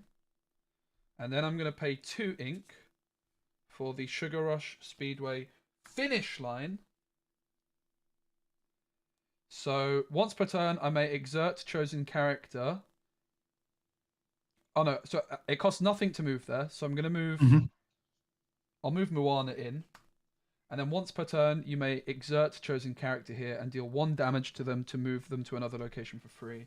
So I'm going to exert Okay. Moana, deal 1 damage to her. I'm going to move her to the Sugar Rush Speedway finish line. Okay. And Sugar Rush Speedway finish line says, when you move a character here from a location, you may banish this location to gain 3 lore and draw 3 cards. So All this right. gets banished. I gain 3, so I go up to 6. Mhm. And I draw 3. 1, 2, 3. I haven't inked yet. So I will ink Mother Gothel. And for 1, I'll play another Moana. And I will also then quest for 3 and pass. I have 1, 2, 3, 4, 5, 6 in hand. All right. So ready, set. I will Jeez! draw for turn. That's pretty insane how good that is. Let's be honest. It's absurdly strong. Big shout out to Towman Purple, by the way, who came up with this just-in-time Jim Hawkins stuff in a I'm going to ink previous a Tinkerbell for 5. Definitely very I will inspired by that hardcast deck. Rebel Sword. Oh, goodness. Okay, so Moana's gone. Moana's gone. And these two have 2 damage in each. And 2, 4. I will challenge your Rapunzel with my Shanzi. It's basically when he's challenged a damaged character, it gets a 2+ strength, so it's a 4. Yep, thank you. Okay. And how much damage was it? 1. Yeah, 1 damage back, mate. Correct. All right. And the Mother Gothel These is are dragon 2. shields. I don't like these ones, to be honest. I think they're really ugly. But I got And sent I them for will free. They feel go nice. I with just never would my buy them myself. But I got them for Robin free. Hood I on can't complain. your Mother Gothel. You'll go away. Yep. And I'll quest for 1, and I will pass my turn. Cool. I'll draw for turn. Right. We can do some more cool stuff, guys. We also have this. This is really good here with the finish line. We need to ink something, though. Probably just get rid of... Like, the hand's so good, we probably get rid of the Sisu. I'm going to ink Sisu for 5. I'll play Jim Hawkins. I didn't want... And then Jim Hawkins is going to play the Sugar Rush Speedway. Okay. He can move to the Sugar Rush Speedway for free, but that doesn't have... Oh, wait. Yeah, that's fine. I'll move him to Sugar Rush Speedway for free. Doesn't do anything because he has to be at another location first. Yeah. But I will then spend 0 to move him to... Oh, okay.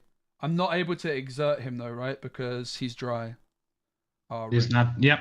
So I was thinking I would be able to do this, exert him and move him here, but I can't actually do that, which probably means I misplayed. But that's fine. I've learned a valuable lesson. So I will leave him in the Sugar Rush Speedway starting line. But right. I will pass. Okay, so ready. Damn. I'll set. This probably wasn't the play. I will Right? draw for turn. Probs should have made a different play, maybe. I don't know. It's probably fine. I'll pay 1 to put a Robin Hood. Goes into the forest. I'll pay 2 more to move my Mickey Mouse onto the forest also. Yeah, Robert is a bit of a goat of Purple Seal. Have we got a list for which deck? Sorry, hold on. And I will 1, 2, 3, 4, 5. I will use it on your location that has your gym on it for 5. Now I will pass my turn. Sure. I'm going to ready and draw. And this is that situation where we just don't quite have enough locations, right? I need another location to move Jim into. But I don't have that. If we had another location here, we'd be chilling. It does feel like we're maybe a tiny bit short on location still. But I can still do some cool stuff. If I go Tuck Tuck, it's the same thing where it can move to Sugar Speedway, but we need to move Jim from one location to another. So let's have a look at your board. How many cards in hand, please? I got 1. Thank you. And 1. I will go 4 for Super Goof. And Super Goof's going to rush in and challenge the Robin Hood. So I take 2 back. And I gain 2 lore. Okay. For 1, I will play Daisy Duck. Mm-hmm. And then I will quest for 2 with Jim Hawkins. I'm not going to ink, so I'll pass to you. 3 cards in hand. All right, so ready, set, draw for turn. Oh, they just played Robin Hood, and they Okay, never mind. So I should have won this game, but no, it's fine. We'll just play on. We won't tell them it's all good. Mistakes happen. Thanks, Baker, for the catch. Good to see you, Lorcana Villa, my boy. What's up? No, you didn't miss anything. It was just me being a dope. Me being a donut. Keep calm. Most just like Calhoun Roses and maybe Gantu. Yeah, definitely Gantu.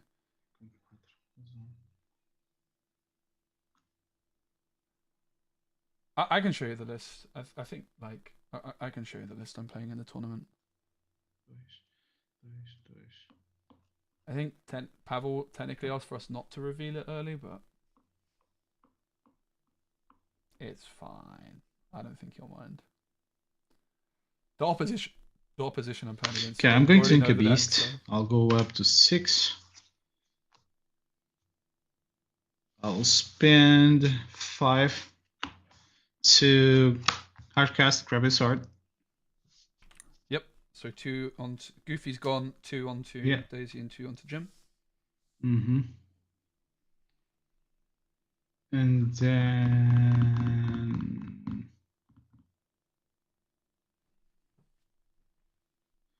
I will. Let me think about this one. Sure, no worries. Take your time.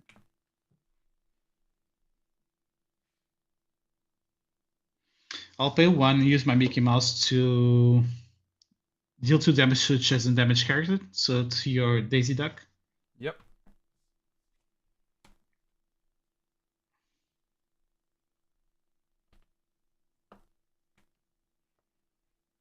And I will use my Shinzi to trade with your Jim with Okay. 4.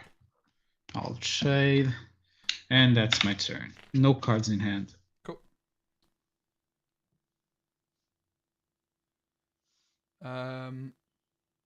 Sherwood Forest. What's the ability? Is it 2 damage on Sherwood Forest? Sorry? No, it's 7. No. When you exert, how much damage do you deal? 2. Yeah, I thought so. Cool. Thank you. I'll draw for turn. Puts me to 4 in hand. Oh baby! must be good. I drew this. So, how do I do this, guys? So I pay 1 for this, right?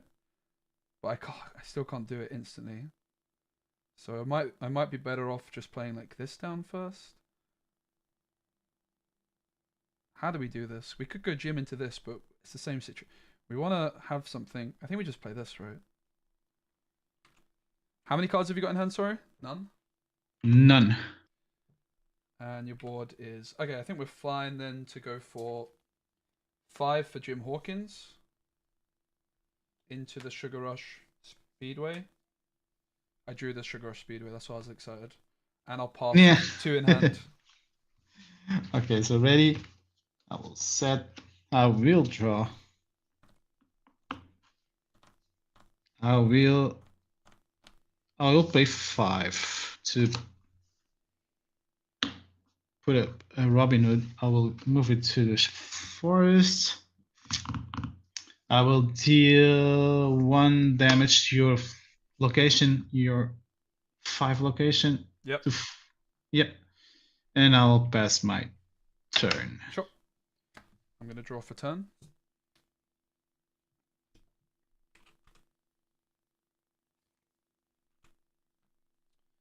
So I could obviously exert Jim Hawkins here, but instead I'm going to pay 3 for Tuk Tuk. And Tuk Tuk reads, when you play this character, you may move him and one of your other characters to a location for free. Okay. And then he also gets +2 strength this turn. So right. Now the Sugar Speedway gets banished and I gain 3 law and draw 3. 1, 2, 3. 16. And then Jim will quest for 2. And then I'm going to finish off the game by inking a Tuk Tuk and paying 3 for Just in Time into Tafita Mutton Fudge, and move Tafita Mutton Fudge to the Sugar Rush Speedway for free. Once per turn, when this character moves to a location, gain 2 lore. Bam! Yay! Such a good deck. Yeah, it's very cool. Very It's well all. designed by the designers. Are they all cards from the new set? A lot of them are, yeah, and then a lot of the other cards like Tuk Tuk, Jim Hawkins, and Tafita were older cards, but The yeah. Fitty, I know it's from Shimmering Skies. Yes, so a lot of it's Yeah. old, but the main new one is the finish line. Like that's what really enables the deck to actually. Oh yeah. Because the start line was in the last set as well, but now we've. I got the think I finish got line. that one. I think I do have that. Maybe I do. Maybe I don't. I don't really know. Definitely, I know I have it. Thanks again for the games. You too, buddy. Have a good one. I'll see you next time. Bye. All right. Well, Tafita Mutton Fudge, we're only playing one of her at the moment, but that was pretty smooth, wasn't it? Jeez. That was a nice way to end the game. What do you guys think of the list? Do you think there's anything you would change? Do we ever cut Maui, for example? I think maybe we could trim down the Moanas and get some more Tafita Mutton Fudges in there, right? Like, maybe even just cut one for one more Tafita. Would be on 3 Moanas then. Seems kind of reasonable. Would be on 11 1-drops. 11 1-drops is quite a nice number. Like, I do think we want... Do you think we want a consistent 1-drop? But let's try cutting 1 Moana, so we go down to 3 of them. This is the other deck we're looking to play today. Pride Lands, Steel, Amber. I don't think that one's going to be necessarily that good, but it's going to be a lot of fun. What was it I was adding? Another Tafita Mutton Fudge.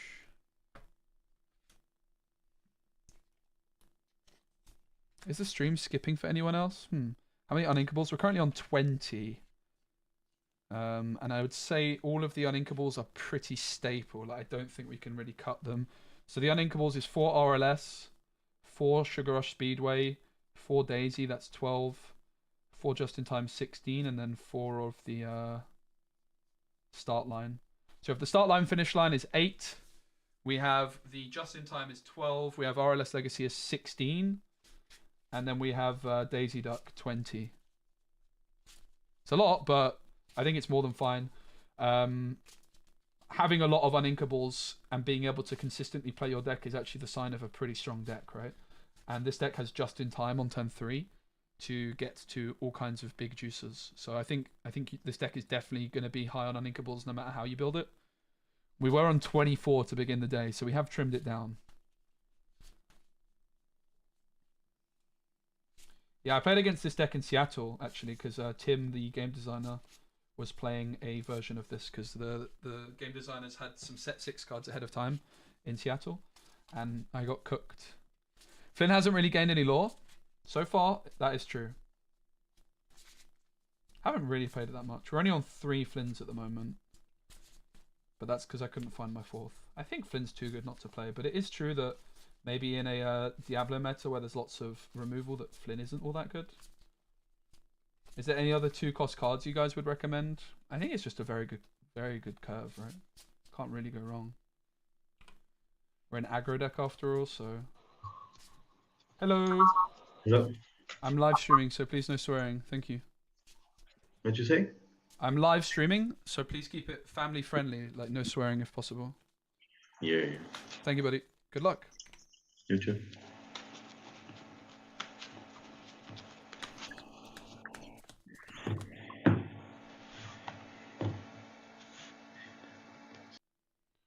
All right, chat. Should I mute them because their mic is a bit awkward? Let me know.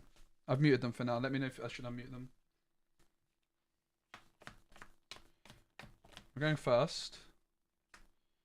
We always keep this. We're always keeping this. We're also always keeping this. The decisions are... I think we're always mulliganing one of our just-in-times. We never keep 2. I don't think we keep Tuk Tuk.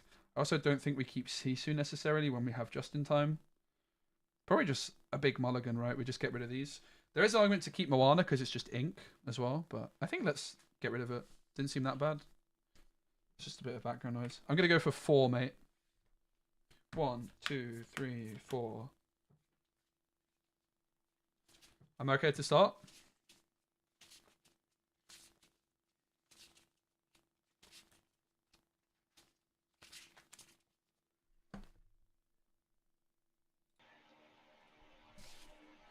All right.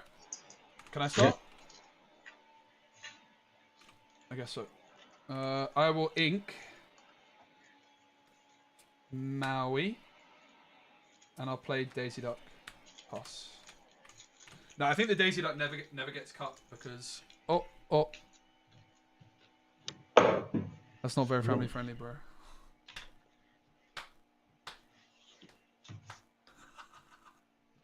Sorry about that. Pass. Yep. I'll draw. Quest for 2. Trigger. Yep. That's a new 5-cost GM. I will ink Super Goof, and for 2 play Flynn Rider. Pass. This guy is gonna get cooked.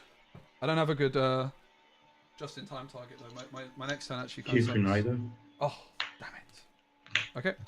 Pass. Yep. I'll draw. I'm gonna quest for 2 with Daisy. Bam bam. Trigger. I'm gonna. Wasabi. What was it? Sorry. It's a wasabi. Yeah. I'll ink Rapunzel and I'll pass. Rip. No just-in-time target really there. No Jim Hawkins. We did ink Maui, but Maui wouldn't have done anything, right? Pass. Yep. Sorry, I'll draw. We drew another Rapunzel. I'll quest for 2 with Daisy again, trigger. Yep. I'm going to ink Rapunzel and play RLS Legacy and pass. Oops, sorry, I just added a law. I meant to add an ink. I'm at 4 law. Wait, am I only at 4? Shouldn't I be at 6? 1 sec. Yeah, I'm supposed to be at 6. I quested on turn 2, turn 3, and just now. You can check the history. I messed up with my... One damage new location. Yep.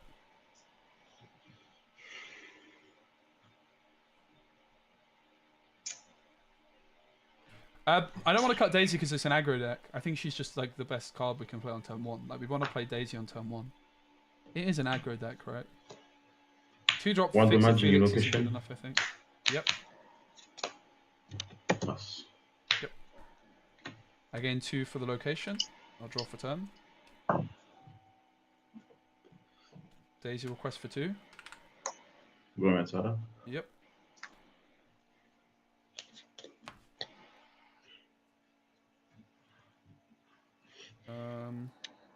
So Jim Hawkins is a 5. Yeah.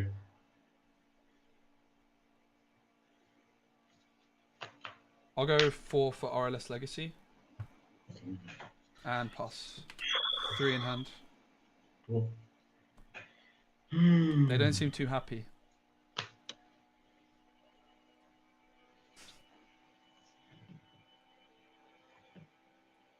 Tala. Take 2 for Shisha.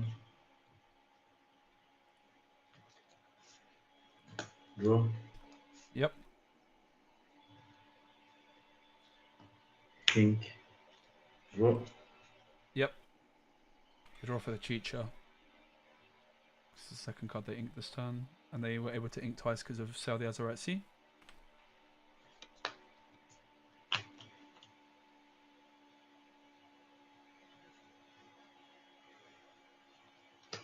Killer RNS. Yep.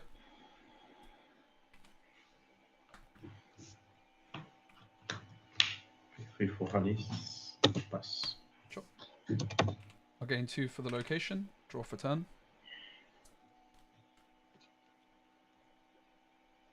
Daisy will quest for 2. Trigger. Robin Hood. I'm going to not show their board anymore, guys, because I don't want to put that on my stream. So you're just gonna have to see my screen. I'll explain what's going on. I can't actually do that. Kind of might just have to end the game, I think. I don't want to broadcast that. What do we do?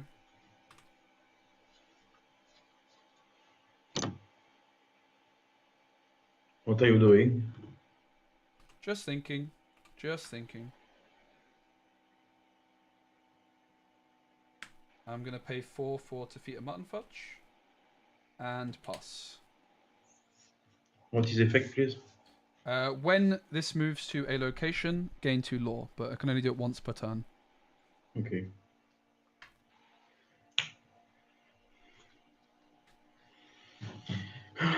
Okay.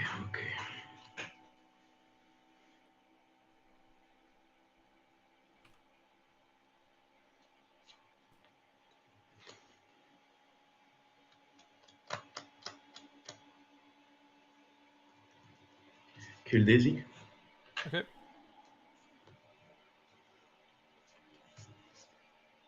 Kill you guys. Yep. Take 2. Draw. Ink. Draw. Yep.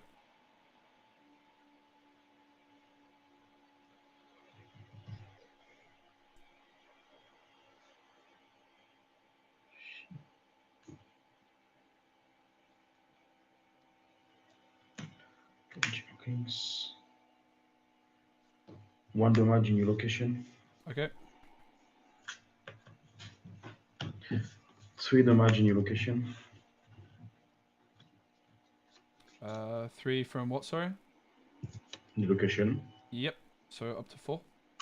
Yes. I'll gain 2 for the location. I'll draw.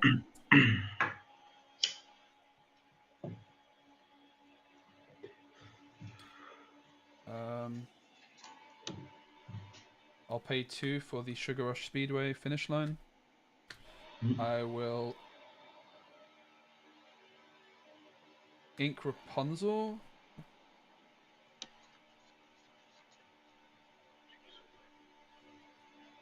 I'll play Tuck into the RLS. Yeah, I'll play Tuck. He can move to RLS Legacy for free. And I'll pass 1 card in hand. I think we're losing. Kind of just want to win this game, to be honest. Hink 2. Kill LS. They did all Kill kinds of the stuff, big. which I have no idea if they were actually able to. But... No, it's fine. Kill Tuck. Yep. Quest for 1. Pay 5. Pay 3. You go. Alright, GG, well played.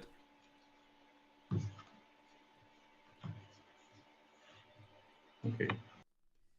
I don't want to queue into them again. I need a blacklist, man. Nothing wrong with them. They just wasn't family friendly. I just want to go next. Apologies. But yeah, you can kind of see the issue with the deck, right? You just run out of steam at points. It looked like we were in a really good spot. I need a blacklist button. I really do.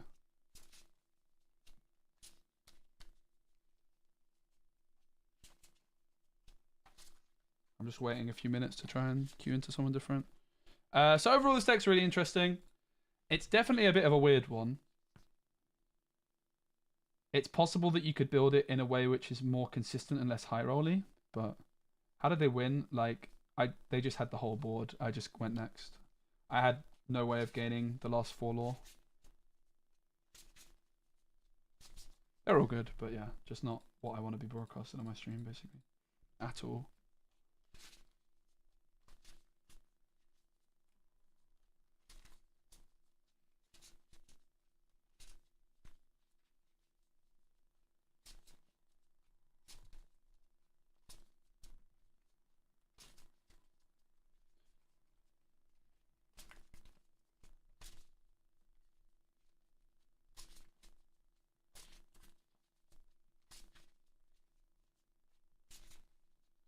Blue still does look good, no doubt.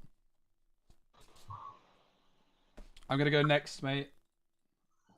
What? I don't want to play against you, sorry. Yeah, you stream, you are a bad guy.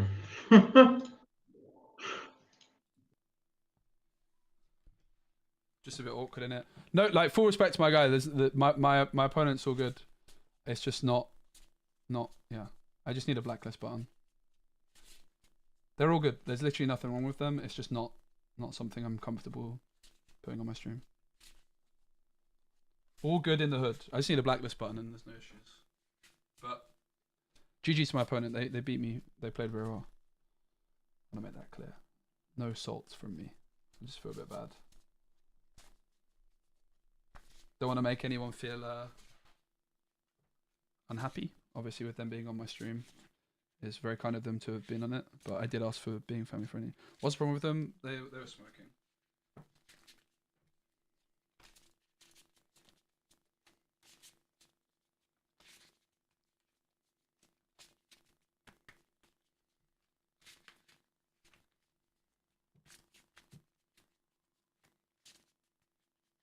It's not that serious. It is that serious. I have lots of kids that watch my my channel, and to me, it's really important to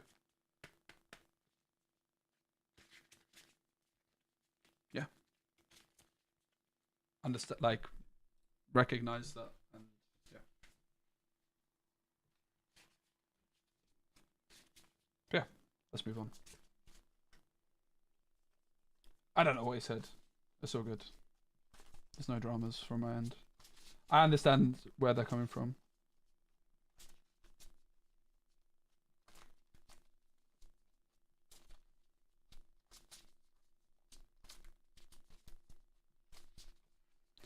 Let's just move on.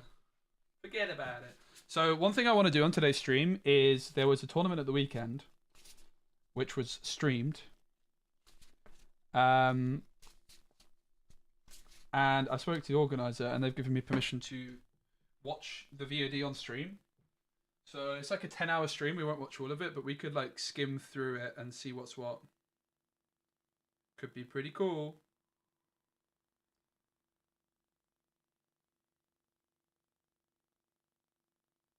Could be really cool.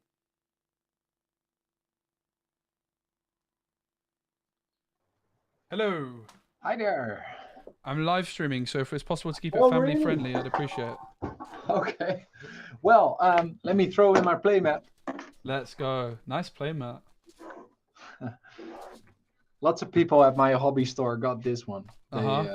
Yeah, when this set came out, they all decided to get a professional Lorcana playmat. Yeah, it's a banger. All right, best of luck, mate. Yeah, good luck. So. Yeah, I do stand when I play. I got a standing desk quite recently, and it's a bit of a game changer. 1, 2, 3, 4, 5, 6, 7. So we're always There you keeping go. this and this. The decision really is: do we risk holding on to this and this? Probably not. Like, this is like obviously the high roll line, but if we don't find the just in time, we're kind of toast. So that's the big decision. Maybe not, I think. Let's just go for 5. Maybe we keep him and not him. Or not this. I'm going to do 4, mate. 1, 2, Right, 4 3, on 4. my side as well. Cool. Ready when you are, mate. 3, 4. Let's see. Okay, go. Yeah, I have a standing desk now, and I really love standing. I walk a lot, and it takes up too much of my time. So getting some standing in, giving me the freedom to move around. I want to start doing like press ups and stuff on stream. To be honest, I'm not really super into my fitness at the moment, and I really need to get back on it. I love it. I just haven't been finding the time. Like even this morning, I was like, I'm gonna wake up and go to the gym. I just don't do it, and I just need to get back into that habit. I got a proper little belly going on at the moment, mate. But whatever. Okay. Well, good luck. Have fun. Thank you. You as well, mate. You as well. I appreciate it, Carl. Thanks, mate. So I'm gonna start off by inking this Maximus Oh, and play Neverland. I think we might have a similar deck. Oh my. I'm gonna draw. Is that okay? Sorry. Yes. Yeah, Your turn. of course. Cheers.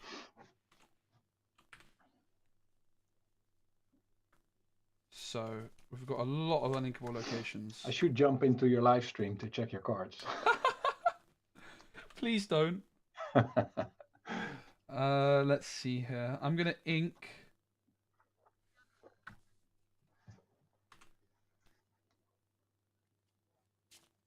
Jim Hawkins. Okay. And I'm gonna play a Daisy Duck. Your turn. Cool. You gain a law for your location. Yeah, thank you. So ready up and draw.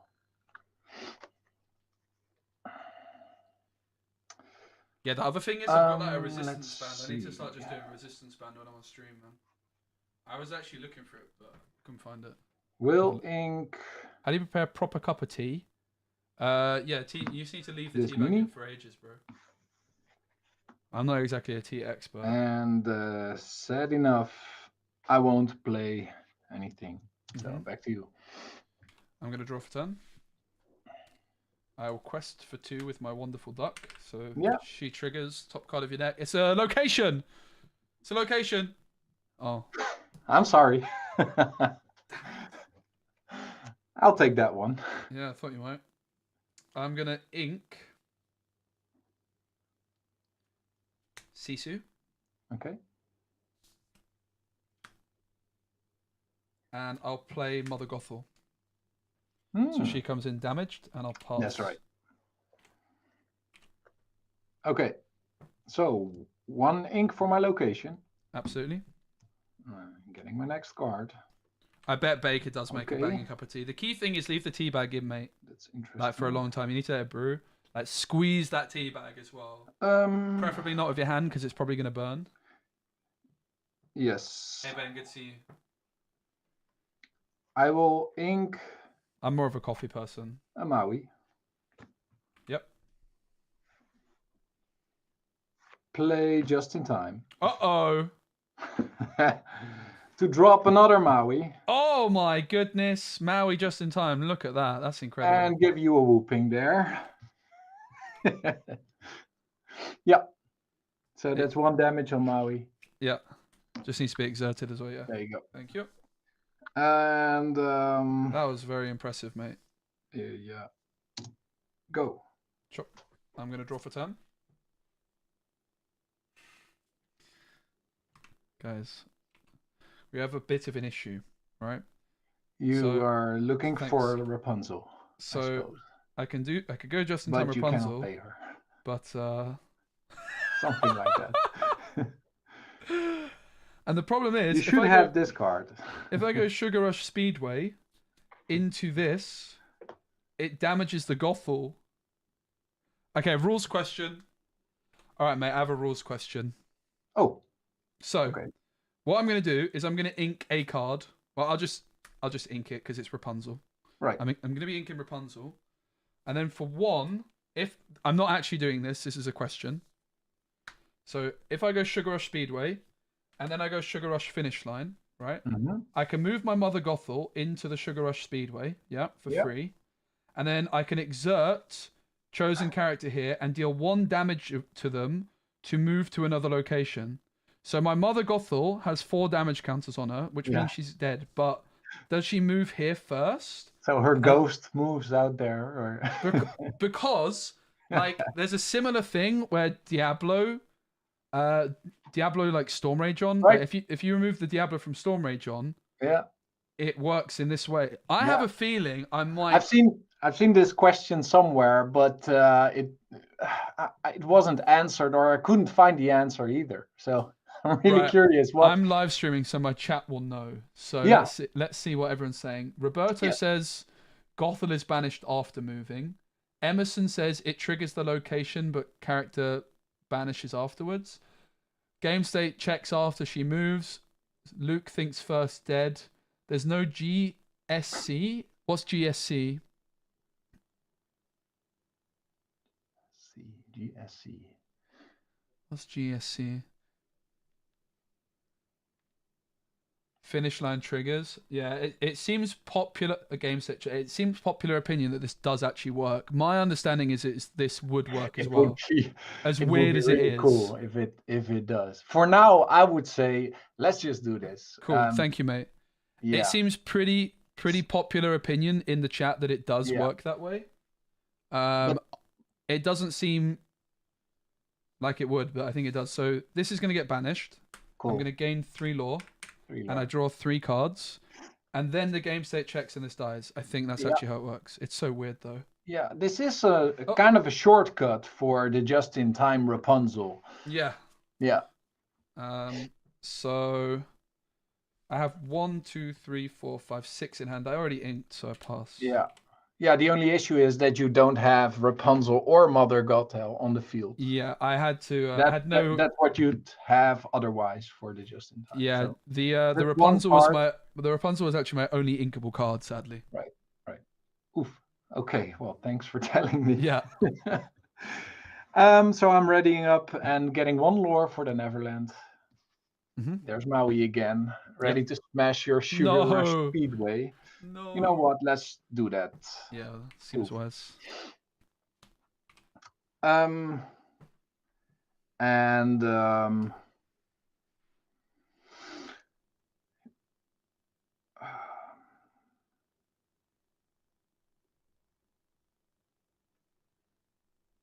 You have only 2 ink.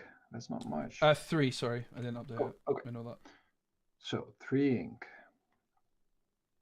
I'm thinking of this man needs to 10-star rating. That's true. I agree. Inking this Very Tafita. classy. Yep. I'm paying 4 to show you my Rapunzel. Nice. And remove this damage. It's only 1, but hey, every card will count here. Absolutely. And well, this was 4. So back to you. Cool. I'm going to draw for turn. Sadly, this mirror going second is definitely an uphill battle. And the play we made with the Gothel, even though it was cute, wasn't really what we wanted to be doing. So it's going to be interesting to see if we can pull it back from here. I think we're going to go just in time into Jim Hawkins. Right. I will ink. Well, I'm going to go just in time of my own. Hey, you got one.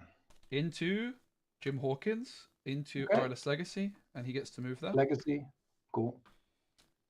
And then I'm going to ink a card. I'll ink the Tuk Tuk. Yep. To play a Sugar Rush Speedway starting line. Whoa. And then our decks are pretty much alike. Yes. We'll see where the difference is at.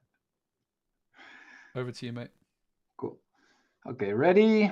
1 lore for Neverland. So draw for turn. Sure. Okay. I will ink my Jim Hawkins. So there's 5 on the field. Yep. And play.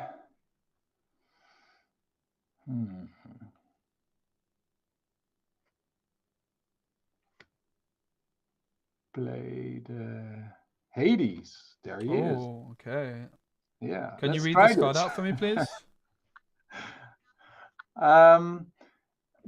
The Sugar Rush Speedway is gone, right? Or no, I played this one again. This is the second one. I played it last turn. Oh, a second one. I played Just in Time Jim and then Sugar Rush Speedway. Yeah. Okay. Sorry, do you mind just reading the Hades ability out for me, please? Well, the Hades is exert and pay 3, and then banish one of your characters to banish a chosen character. Yeah, so you banish one of your own and banish one of mine, basically. That's right. Yeah. Hades is not very good, guys. Fair play with Maui, with Just in Time, it's definitely the Sugar Rush Speedway won't do much because the RLS just costs 1 to move now since Jim is on it. So I will attack with Maui on your RLS Legacy. That's 6 damage. Yep, I actually forgot about that part of the RLS Legacy. Yeah. And Rapunzel, well, she could attack, but wouldn't take it down. So in this case, I'll just quest with her Mhm. for 2 lore. And I inked 1 card, so there you go. Thanks. How many cards have you got in hand? Again, 2. 2 cards. Legacy. Was that 2 or did I just add 1? Let me check. I think I added 2.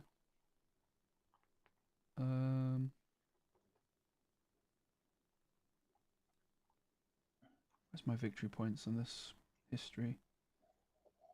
Yeah, I did add 2. I was at 5 before. So I'll draw for turn. Oh my goodness! Hello. Oh. I found what I needed. Oh no. Gonna go 2 for the Sugar Rush Speedway finish line. Another one. I know, I found it out of nowhere. And then I'm going to... Will you pay for that? Oh no, he moves for free, of course. Gonna move Jim here. No. Oh, he moves for free, you're right. Thank you. Yeah. Thank you, yes. You're my favourite opponent I've ever played against. You're right. So when I play a location... There's so much going on here with Jim. But whenever you play a location, Jim can move there for free. He was already here. So then this is going to get banished. I gain 3. And I draw 3. So you must have a big hand of cards already. Oh my goodness, we got another one. How much you got? Currently, I have 5. I'm Oh, now 5. going to pay, well, not pay, but Not I too move shabby. Jim Hawkins to the Sugar Rush Speedway starting line. Gotcha. Cost me nothing. Another Sugar Rush Speedway, which Jim moves to, gaining me 3 more lore. Banish this to draw 3 cards. 1, 2, This is 3. insane. This is something, isn't it? And then going to ink. 1 sec.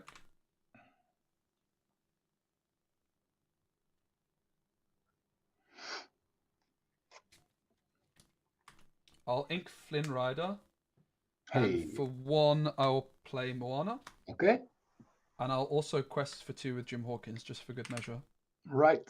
And pass. That was possibly the most insane turn ever, and thank you very Yeah. much Lots of for stuff. allowing me to. Well, make if you've the right thrown play. in a mini or something, that would be cool. Yeah. Yeah. So, readying up, Mhm. getting 1 lore for Neverland. Yep. Where did that 15 come from all of a sudden? It was the Sugar Rush Speedways, right? They gained 3 each. Oh, of course. Yeah.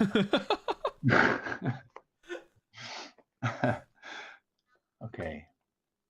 So. No, I didn't use the Sugar Rush Speedway. Whenever you play a location, Jim there. can move there for free.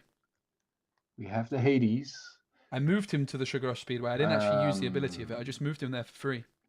I moved him there for nothing, and then I played the other one, and then moved him because of Jim's ability. Right. So we didn't actually And need this to use its location. ability. It's more the fact that it cost nothing to move there that made it so good. I need to do some And it allowed us to cleaning quest. here. And it allowed us to quest with Jim. with, Pretty insane. Rapunzel, I'll... Oh, it has 8. Shoot. I cannot get to that. So you get 2 lore in next turn. And then...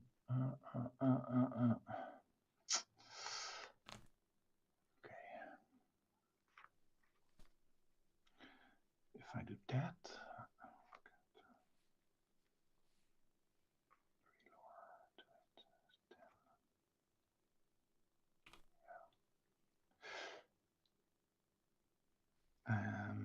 Let's see. I think I got something here. Okay. I'm all ears, but take your time. Oh no, wait. That will cost too much ink. Yeah, I also thought, forgot about the Jim Hawkins ability, I'll just do right? this. But my opponent very kindly pointed For 1, it out. I'll pay Minnie Mouse. Yep. Then for 3, I will use Hades' ability.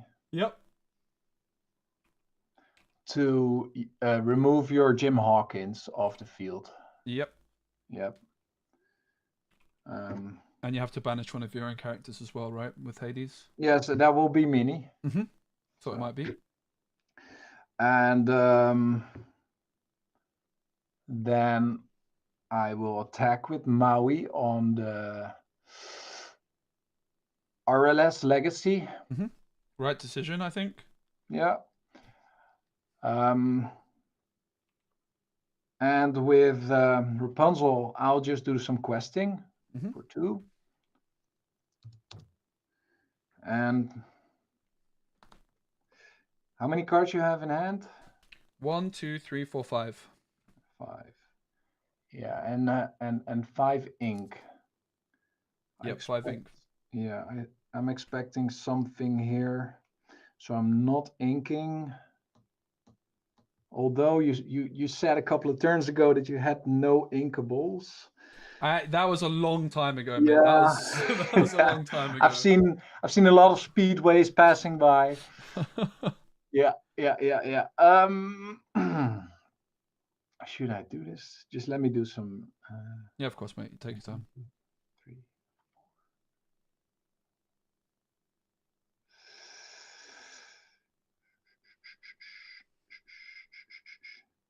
Yeah.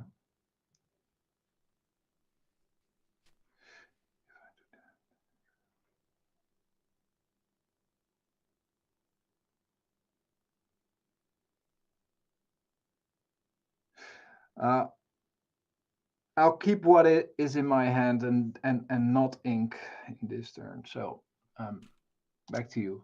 Sure. I might be sorry about this, but we'll see. I'll ready and draw.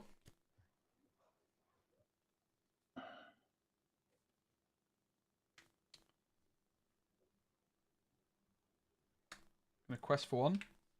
Cool. I'm gonna play Rapunzel for 4. Right. Nothing to heal, unfortunately. Perhaps I could have done with the Speedway, but I would have had to have exerted to do that, so it's probably fine. I'm going to ink Pride Lands. I'm going to play Sugar Speedway. Another one. Speedway. Oh, you should have done. You could have put damage on Moana there. It's true, but then I wouldn't have been able to quest, right? Oh, right. Okay, I so think- questing is like more valuable for you. I think so. And then what I'm going to do is I'm going to move Moana here, and then here, and then here, and then here, and then here, and then here, and then here, and here, and here. You're gonna finish her off? No, I'm just moving her. I'm just moving Oh, her. just for fun. Okay. Okay.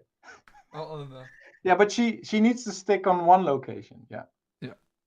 And then pass. I have 2 in hand. Okay. I'm happy that you didn't play Tafita or something like that. Yeah. Yeah. I have So, Tafita. ready I have for Tafita in turn. hand, but Getting one he lore has for the Hades, Neverland. right? So I figured it's Puts me better on to 10. just try and get the Rapunzel through, get to 18, and then use the Draw. Tafita. Okay. We only are on 1 at the That's moment. I not would like to what play I more. wanted. It's possible we end up playing more. But we also want to try and fit some more locations in. Shoot. We have 4 Super Goofs. Could I think use a Super Goof character is here. better than the Tafita. It's just more consistent. I'm Which I gonna think use is- Hades' ability once more. Damn it. 1. This is what I was worried about. Well, wait. Yeah, you might want to Let me quest do first or some something, right? attacking first with. Let's say I'm doing questing for 2 with Okay. Rapunzel. No problem. 1, 2. Then use Hades' ability. Pay 3. 1, 2, 3. To remove your Rapunzel. So your Rapunzel also goes as well, right? Yeah.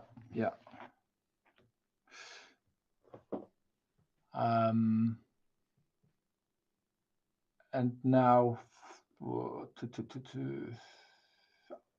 with this card, I'll attack your Moana. Putting 3 damage on the Maui. The Hades has been insane. And for 2, I'll play Snuggly Duckly. Yep. And I wish I had some more ink here. 2 copies of I didn't have much Calhoun. luck on the draw. It's one of the most cuttable cards. Though. It's very good. It's just So uninkable. back to you. Yep. To work. No lore, Come on. unfortunately, for my locations. I'll draw. I'm going to go 1 for Moana. 3 for Pride Lands. And then I'm going to... Bam, bam, bam. Pass. I have 1 card in hand. Okay, my turn. Yep. Okay. It's possible at this time I should have just So I gone for got the 5. defeater, because then if I Draw. top deck Super Goof, I'm winning. I think Hades of New Lilo has some potential. Maybe. I don't know. Ready up. Kind of doubt it. Ready up. It's an interesting Get idea. 1 score I can see it. for Neverland. And play. I mean, the Hades has been the difference maker here. But For don't forget we 2. went second. But we did pull off some Lumiere. number of combos. Yep. Yep. And that's 8. How many cards in hand? Just one, mate. And this is where the Pride Lands is quite Just a good option one. because it has 8 willpower. Okay. Maui, even with the Lumiere, can't take it out. Whereas like the Underworld would let's- just be taken out by Maui here. Oh, even Moana's without Lumiere. still just standing tall. And I cannot really attack.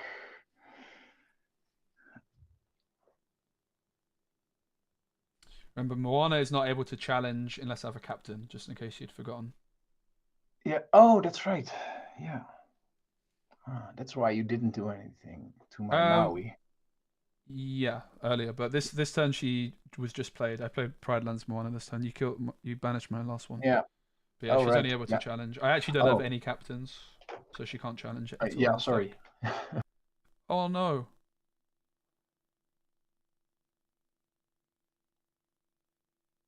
Oh, okay, we're back. Can you hear me? I can't hear you.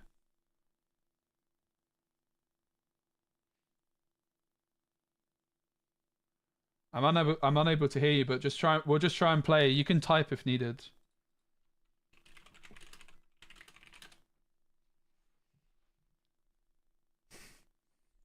He's gonna write on paper, what a lad. There's a chat.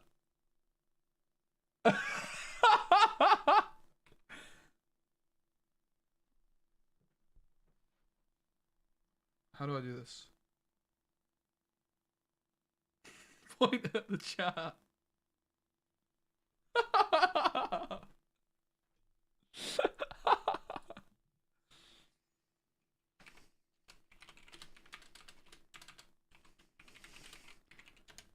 Seems like it's bugged a bit with no sound after the reconnect.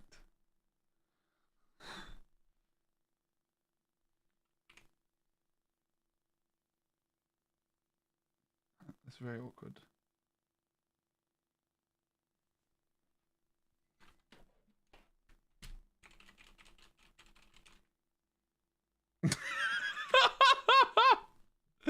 This is so dumb.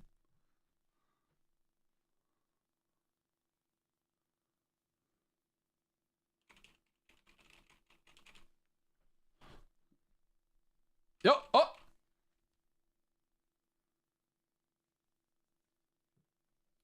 Nice. He said, okay, let's continue here.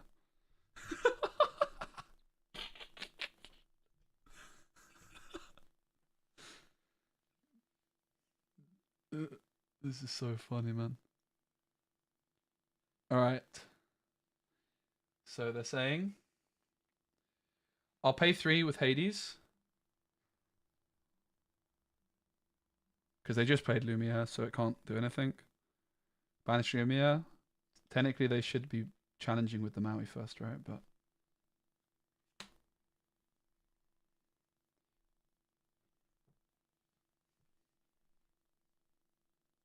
can I punch my daughter? Mate, that is a very old hole. But yes, it's a bit embarrassing, isn't it?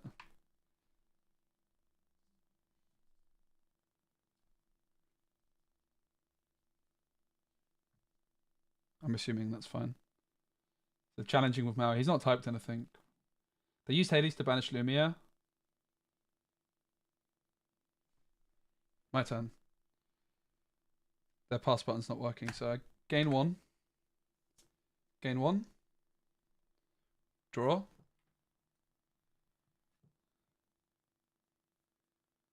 I have a Rapunzel. And a Tafia. I think we just have to go for the Tafia by now.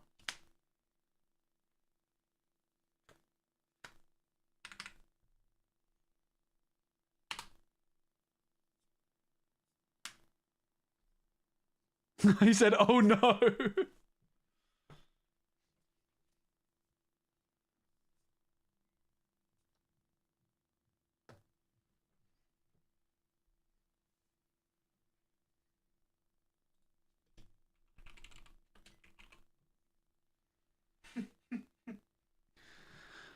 Yeah, this is an old hole, mate, and it did get punched.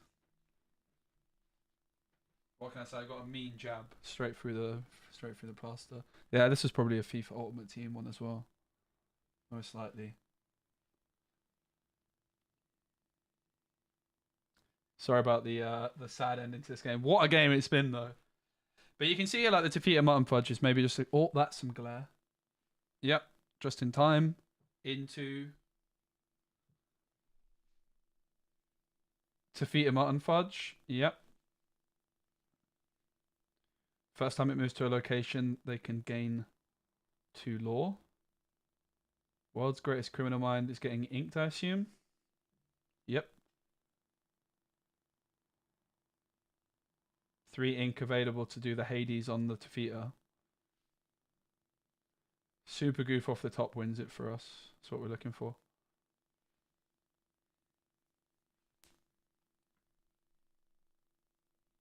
What gets banished of yours? Tafita Mountain Fudge gets banished. Now he's going to polish off the Pride Lands.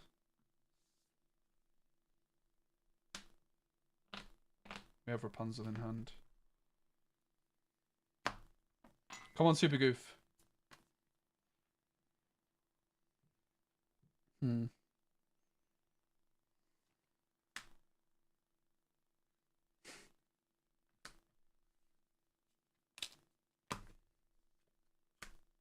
I can't do this instantly because my ink was wrong. I can't do this instantly because Rapunzel's drying. I'm not able to move straight away. This Hades has been insane, mate. Absolutely insane. Risky to play that this turn then? Yeah, but we may as well. There's like no real reason not to. We don't really gain anything by not. You could argue maybe Rapunzel could have been kept. I don't know. Defeat a Mutton Fudge of their own. 2 ink. They don't have enough. So it looks like it's my game. Maybe. I don't know though, because they could have gone Hades instead on Maui, right? They could go Hades on Maui, take out Rapunzel.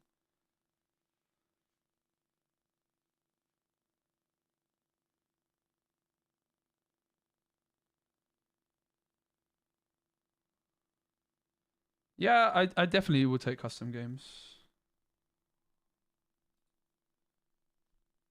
They might want to take their playback, which I'll definitely let them. Maui attacks Sugar Rush. This one?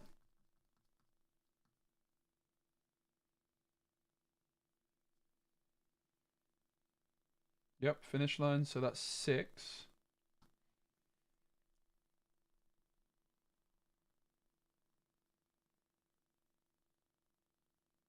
Hades also. But then it looks like we win with Rapunzel, right? Yep, they didn't have enough ink, so we draw. Bam, bam. Whew, what a game. Weird finish, though.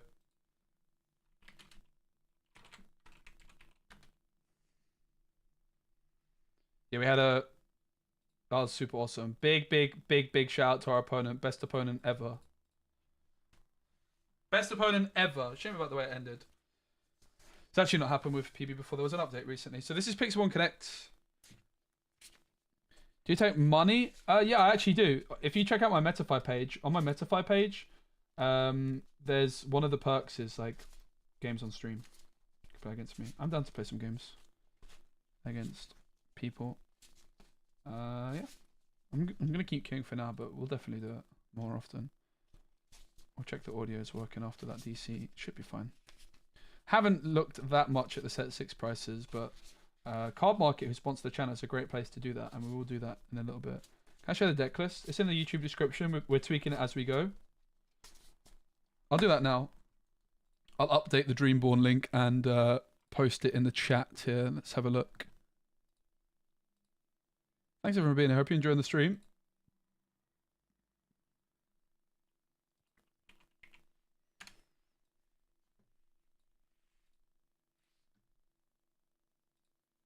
Alright, so this is the deck. Am I human? Hooray!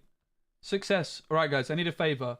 Upvote this deck on Dreamborn if you like it. Thank you. So we've dropped Moana down, I think, to 3 copies for now.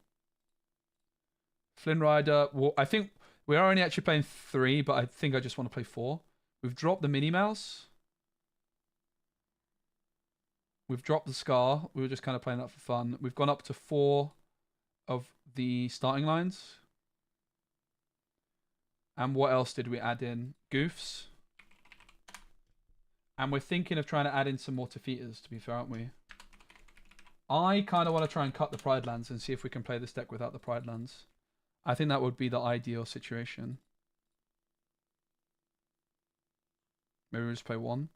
We're actually only on 3 Flynns at the moment as well. I think in an ideal world we do that, right? What do you guys think about that? Try and cut the Pride lands down for the most part. Oh, I'm ready. Yeah, so if you guys don't know, I'm playing in the EU versus NA tournament. I think I have the first game. I'm up against Dale, who's got some really, really good Disney Lorcana challenge results. The deck lists are open, so I know what he's playing. I won't reveal what he's playing, but I will show you what I'm playing. Why not? I'm playing Moyen's deck, though, because I'm actually a sub. Because you guys didn't vote for me enough. I was like chilling in at like 4th place. Thanks to everyone that did vote. And then out of nowhere, everyone was asking for upvotes. I never really asked until the last second, but it was too late. Oops. So I'm a sub. I'm not actually a proper player. So I have to play the deck of whoever I'm subbing in for. But Moyen actually picked me as the sub, which was nice of him, because he could have picked Alphos and Reese. Reese, who's got a 2nd place finish in Lille, and Alphos, who has got like 2 top 64s, including a top 32, and like a bunch of top 128. So it was definitely very kind of Moyen to pick me.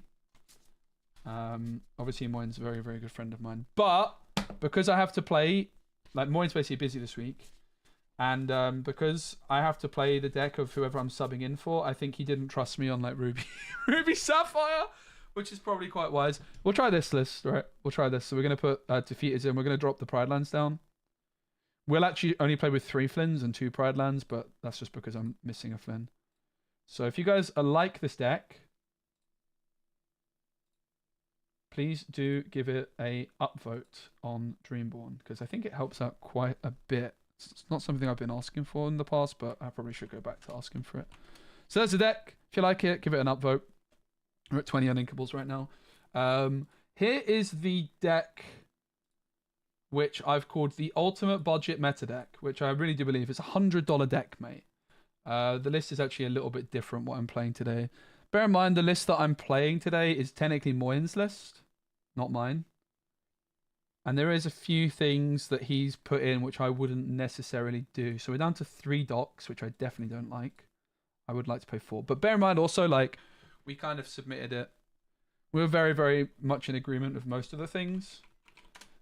And this deck is based off my list that I played in Seattle. And Moyen was the person that helped me with that list the most by a long margin, because I was practicing against him every day in Seattle. So he's got like a good understanding of what the deck's trying to do and what cards are good. We have the Castle in here. A lot of people are going to be like, you're playing Castle and not... you're playing Castle and you're not playing Thingamajigger, and then the last 2 cards is this. This is the card I didn't really want in the deck, but it's hard to argue with because it's an insane card.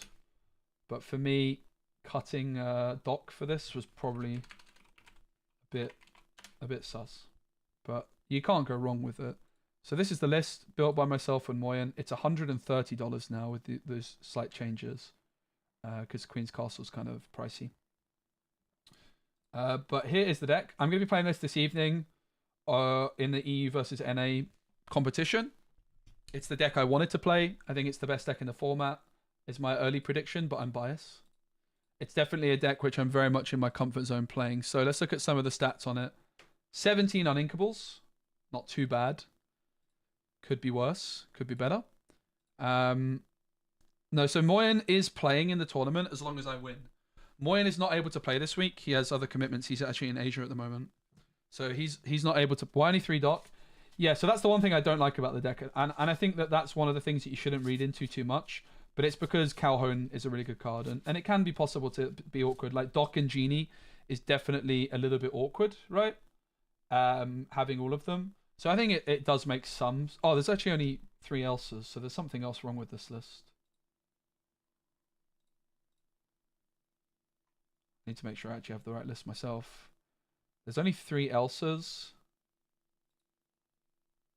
So there's 4 of something else here. I don't know what. I don't know what I'm forgetting. I think there might be a random Stinky Pete, which I don't really agree with either, to be honest. But there we go. Yeah, there's like 3 things I would do different with this list. Probably. But it got submitted, and then I asked Pavel if it was too late to change it, and he said it was. And I'm not even sure Moyen would want to change it anyway. It's his deck after all. It's his deck, but it's very much my deck, if that makes any sense. So, I obviously played this on stream the other day as well. We did a bit of testing on stream, if you didn't see that. Alright, so let me talk about the deck. We're at 17 uninkables. If I win, Moyen's still in the tournament with this deck, basically. So, I think Moyen didn't want to, like, he wanted to make sure I was... You know, if I lose, he's out. So it made sense for him to submit a deck that I'm super comfortable on. I did say to him, like, submit what you want and I'll practice. But this is the setup. So it's very much based off the deck I played in Seattle. The biggest difference is that the deck just got a lot of juice. So the differences I would make, if it was me, I would play 4 docks. I wouldn't play this Pete, and I would also play a 3rd Befuddle. I would only play 1 of these, or maybe 0. This card's very, very good, though, I have to say. The concern I have with this card is it's like, you don't really want to play it on turn 2 with this deck. Your turn 2 is often going to be like a 1-drop and a Fire the Cannons or a Befuddle. Yeah, I would definitely play 4 docks. Now, the thing with Elsa is I didn't have Elsa in my list initially either. When we streamed, like, Friday, I think it was, on the release day, I was playing without Elsa, and then literally the first game we queued into an Amethyst mirror. And Amethyst mirror matchups right now is all about Genie Elsa. Like if you have Genie Elsa, you win the mirror. If you don't, you lose the mirror. So I think Elsa's necessary. Elsa's just a very good card. You're already going to 5 now with Gantu. Like the deck has a bit more draw power in general now. The previous version of the deck, I didn't play anything that cost more than 4. So I don't particularly like Pete. Without the snake. So snake's been cut compared to the set 5 version. Snake's been cut, Yensid's been cut, the 2-cost broom's been cut, Benja's been cut. To make room for Elsa, Gantu, Genie, White Rose, couple of crabs. Yeah, so the new legendary Yzma is an interesting consideration. I think it doesn't quite fit this deck. I think Yzma is a good card though. I think Yzma Jafar sounds pretty tasty. I think also Yzma with Sven, something I'm interested in. But yeah, this is the deck I'll be playing this evening. She is just too much tempo.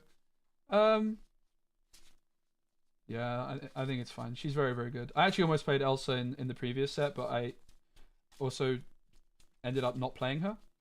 But Elsa is necessary for Purple Mirrors this set. I think you have to play it. I think if you don't have Elsa, you're going to lose Purple Mirrors. And I think Purple Mirrors would be pretty popular. The problem is, right, if you don't play Elsa, they go Genie, you go Genie.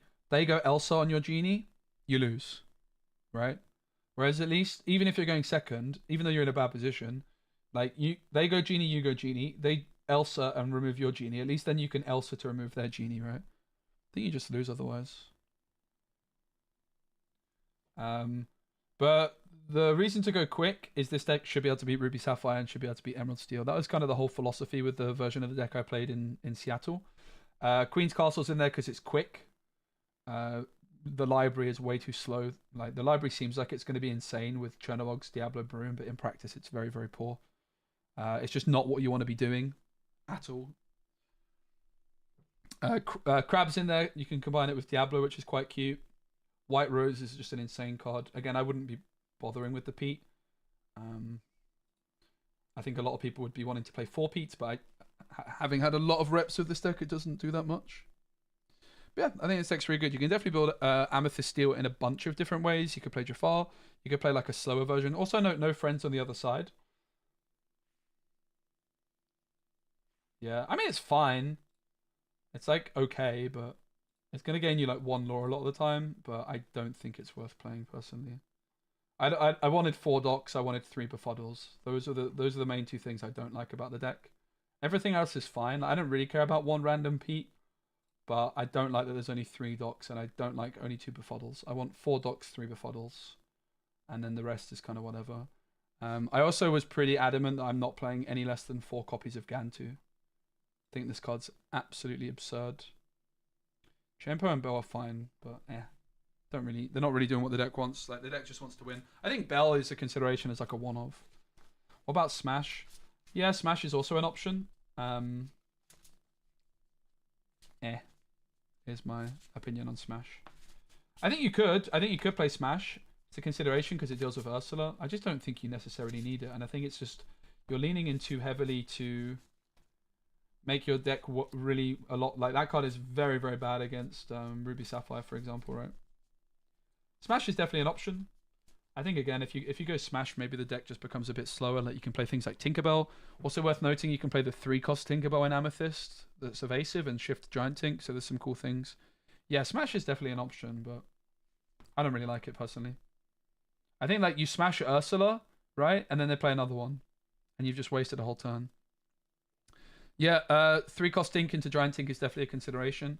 I just didn't really want the Giant Tink in the deck, but it was something we considered. And I think if you go for like a slower build, again, I'm not even playing Frenzy on the other side, right? Like my deck is zooming. It's just going to 5 mainly because Gantu exists. And if you're already going to 5, like Elsa's just a bit too good not to play probably. Especially because I think she's very, very important for Amethyst Mirrors. Not even Gathering. I actually hate Gathering Knowledge and Wisdom in these decks. From all my testing I did in Seattle, I ended up cutting them all. I played it a lot. I'd just rather not have it at all. Like it just felt like a worse... It's good when you draw it at the right moment, but if you ever have to play it early, it just loses you too much tempo. Would you consider Peter Pan Shadow? No, because I'm playing Steel.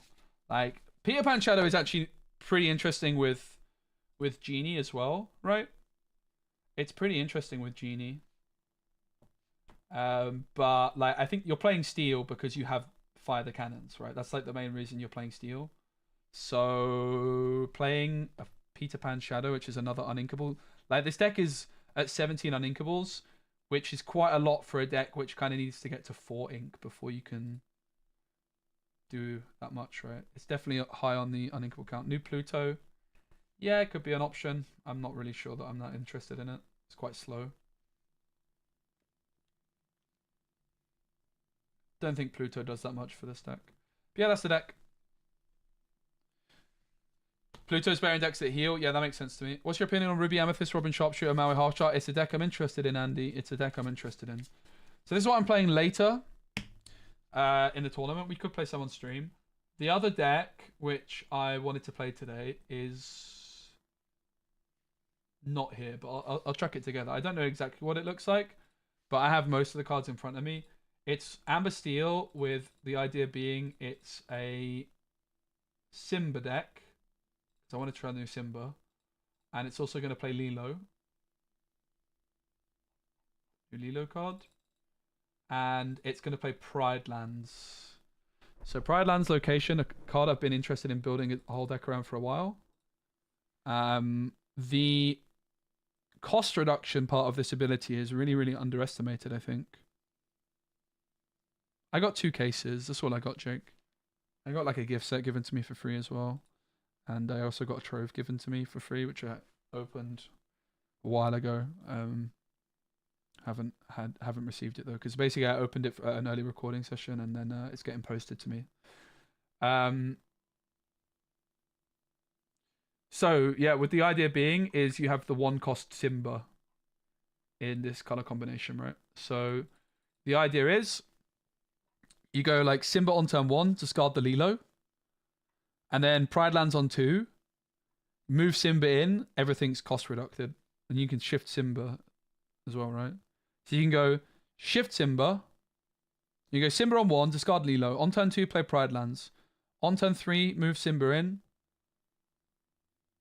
and then you still have 1 ink to spare, so you can't quite shift it immediately, but that's basically the idea, right? Simba on 1. So you need Prince or...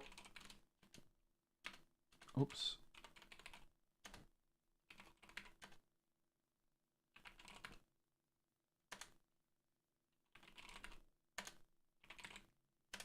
Yeah, so these are the Princes and Kings to move into Pride Lands. And I'm not sure it's going to be that good, but... That's the idea, right? I don't think it will be that good, but I think it will be fun. I think this is a card that is very much underestimated. And it's possible as well, as soon as you're playing Pride Lands, I'm always quite interested in Rockstar Stitch. I really do love a little bit of Rockstar Stitch. And Lantern's a great card. Rockstar Stitch Pride Lands loops have to be actually a lot better than I think people realize, but probably not. But if you guys don't know, like with Rockstar Stitch Pride Lands, because your 1-cost characters cost nothing if you have a Prince or King there, if you can just cycle infinite 1-drops if you have infinite 1-drops. I haven't seen the infinite loop. If you have Simba in Pride Lands, do you pay 1 less ink to play Lilo from the discard? Yes, you do. Yep. And if you have 2 Pride Lands with a Simba in each, then your Lilo would cost you nothing.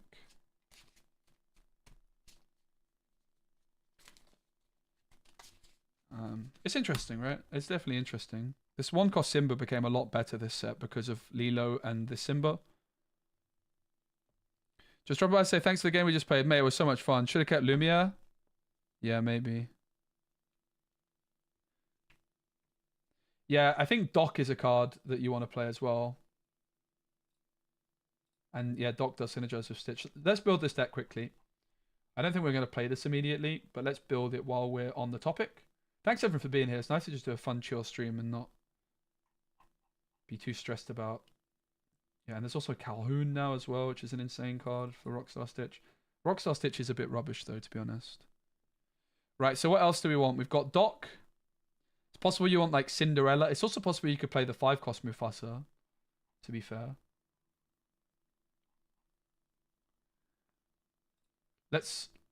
I think like Daisy's in the deck, because probably, maybe... I'll put Daisy down to 1, because maybe she's not. What other cards do you guys think we should be playing here?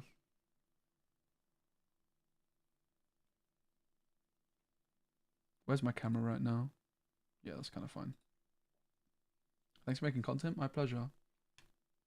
Could play Cindy. Could play Stitch if we go for Rockstar Stitch.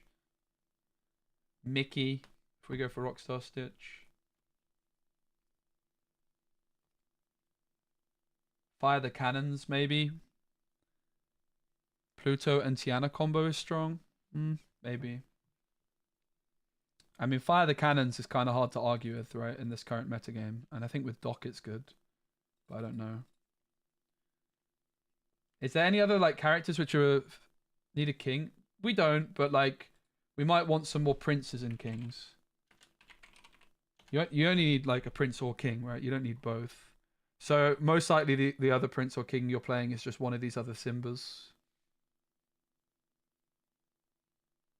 Twin Fire, discard Lilo. Yeah, that's actually an interesting point. That's an interesting shout. Twin Fire is an interesting card. I can get behind it. Most likely, it will be this Simba, but honestly, maybe it's this one. I don't know. Probably just this one, isn't it? I don't really like it that much, though. The thing is, like, the 1-cost prince is what you actually want in Pride Lands. Because you just want to be able to, like, go turn 1. The problem is with the 2-cost Pride Lands, I don't think it's actually good enough, right? Because you go Pride Lands on 2, then 2-cost thingy, but it costs 3 to move there. 2 to move there, so you can't do it. Judy Hopps? What, the new Judy Hopps? So I don't even know if we want to play these other Simbas. I mean, maybe because it's a shift target, it's fine. Bit rubbish though, isn't it? Like, do you really want to shift this card? Obviously, we could look at playing Just in Time. Just in Time with Doc is kind of interesting too. I mean, it's not a bad just-in-time target or Beastie Boy, is it? So let's get rid of the yeah, King and Prince thing. So in at 5, if we were looking at playing just-in-time, what is there in Steel that's particularly good to just-in-time into? Gantu! I think the deck's playing Gantu. Whether or not we play just-in-time or not, like, I'm playing Gantu. Isn't that much else I'm that interested in. This Piglet card's kind of interesting. Beast, obviously, is a good card to have.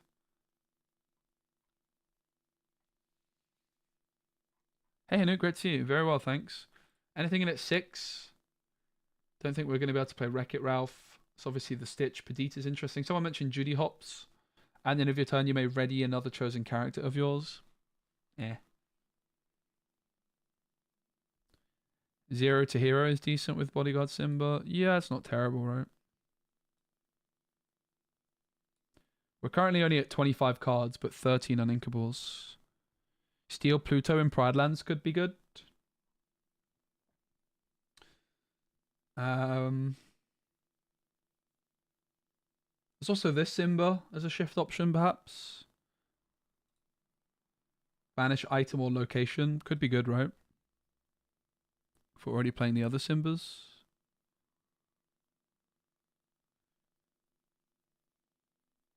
Don't really like Hercules too much. There is this one, but I'm not really that into it. Tinkerbell at 6, if we're going there, could be okay. Doubt there's anything in at 7. I mean, in fairness, if we want to play like Lantern, we could try and get all the way to 7 and have like Wreck-It Ralph, for example, right? I think Pluto could be an interesting. I think Rapunzel, right? We probably want to play with this style of deck. Like, how else are we drawing cards, right? And probably Rapunzel is an idea, and that's where the Pluto card that we've been talking about could be good as well. Do you think Simba works in Ruby, Amber, Ruby, Mufasa? Which, not really. I don't really believe in Amber, Ruby, Mufasa. I think the location deck's going to be better, to be honest. Maybe, though. But I'm not really a fan of that deck. So Pluto could be an idea. I think like Cinderella plus Storm Rage on and Strength might be a good idea as well, right? Cinderella's a very good 1-drop. How else can we draw cards, guys? I think that's an important thing to ask. We have Doc. We have Rapunzel.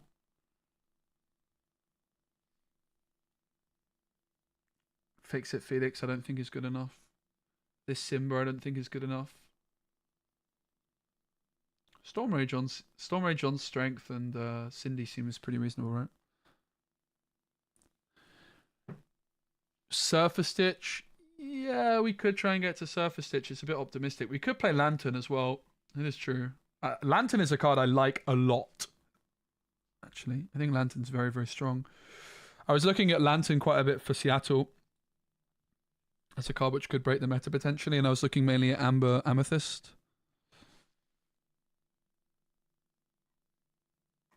I think we want Storm, Strength, Cindy. I think it would be rude not to play those.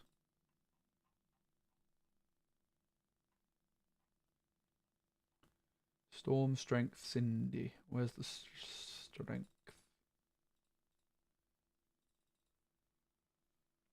I have a question about Amber Bodyguard Mickey Mouse as a shift ability. Yeah, go on. Does it include itself? Yes, it does. You're welcome. I answered your question before you even asked it, mate. Kind of want the daisies as well.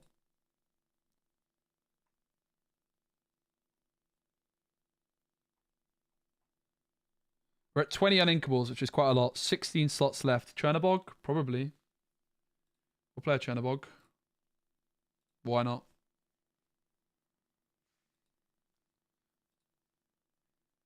Gaston? Probably not. Well, I won't be live streaming it, Halterful, because there's casters. But they'll be streaming it. And I'll be linking you. It's on Wonderland's channel. And I'll be posting the footage on my channel tomorrow. Don't think we want Gaston.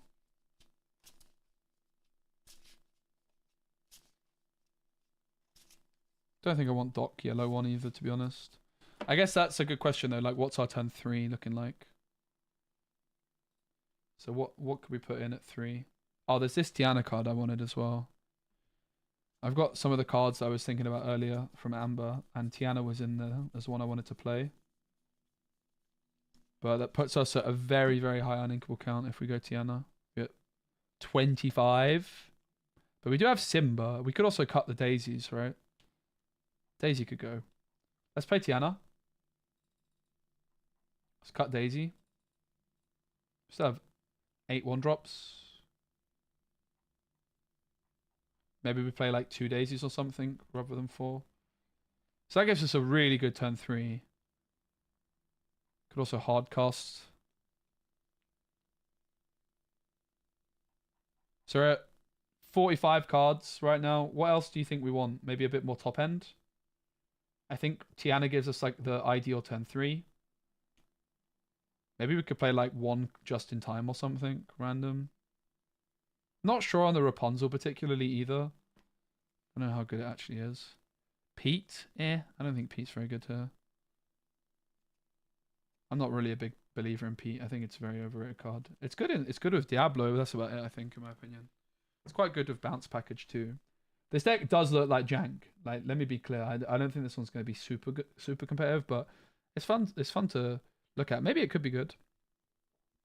I mean, maybe one thing we should do is look at Brennan DeCandio's list, because it's a similar concept and probably quite well refined.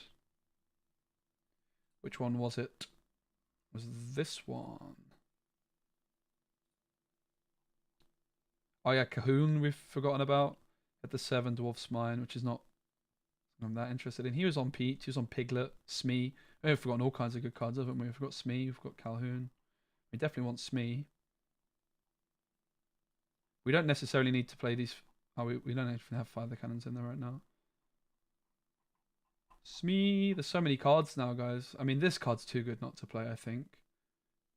Smee. We're at 25 on Inkables. Oh, goodness. He was also on Daisy. But he wasn't on the Simba stuff, right?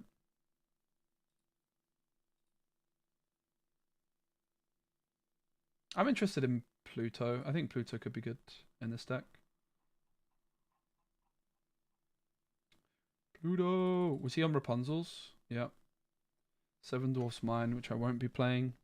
I've played a lot of 7 Dwarfs Mine, and I actually don't like it that much. It's okay. It's more the happy I don't like. How many uninkles was he on? 4, 8, 12, 16. Meanwhile, I'm at how many? Oh, only 25. Nothing to see here.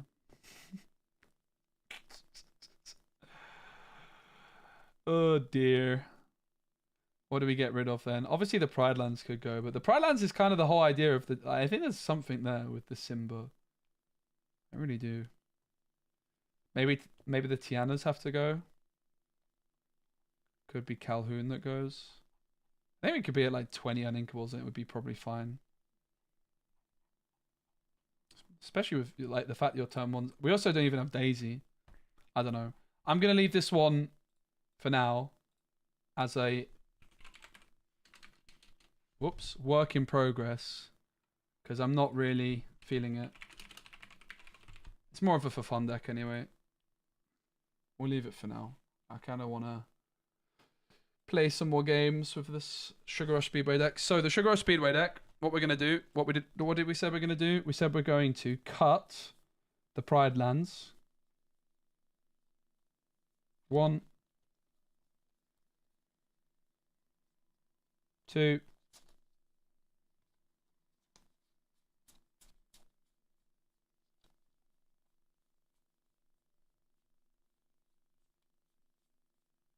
3, 4. Pride Lands out. We are going to keep some of them in there. Bear in mind we only have 3 Flynn Riders right now. And we're going to put in the Tafitas.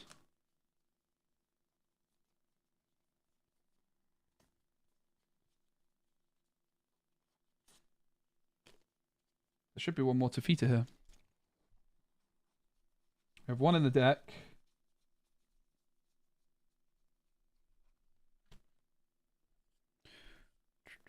Where is it? Do we have 2 in the deck already? I thought we only had 1 in the deck.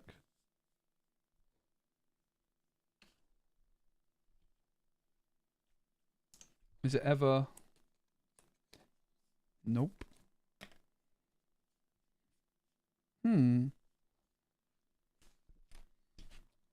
I thought we only had 1 in here. 1.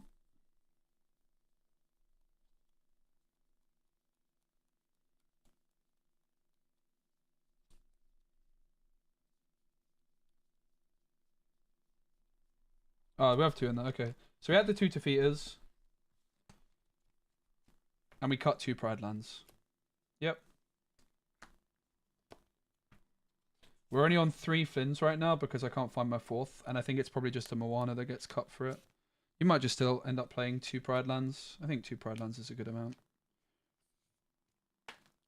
And 2 Moanas to play 10 1-drops is probably fine too. Let's play some more games. After we've played some more games, what we'll probably do is we will watch... Was that the right amount of cards? Oh god.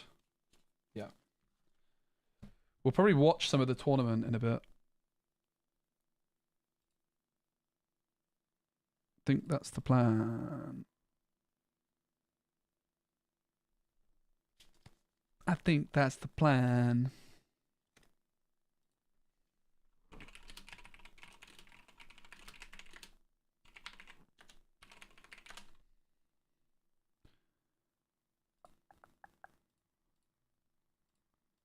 You want to play against me, Robert? Let's do it. Alright. I'll play this one first. Hey, mate. Oh, how's it going? It's good. I'm streaming, so please family friendly if that's possible. Oh, Spessy, yeah, for sure. Hello, Bane. What's up, mate? You good? My Pride lands are not the sticks. What's the stick? I watched your box opening. Oh, let's go. Big fan of the mega packs. Yeah, let's go. Thank you, mate. It's actually an Omega pack. Yeah, sorry, my bad. Alright, best of luck, mate. You too, bud. I got a couple of proxies in here, but nothing Yeah, huge. no problem at all.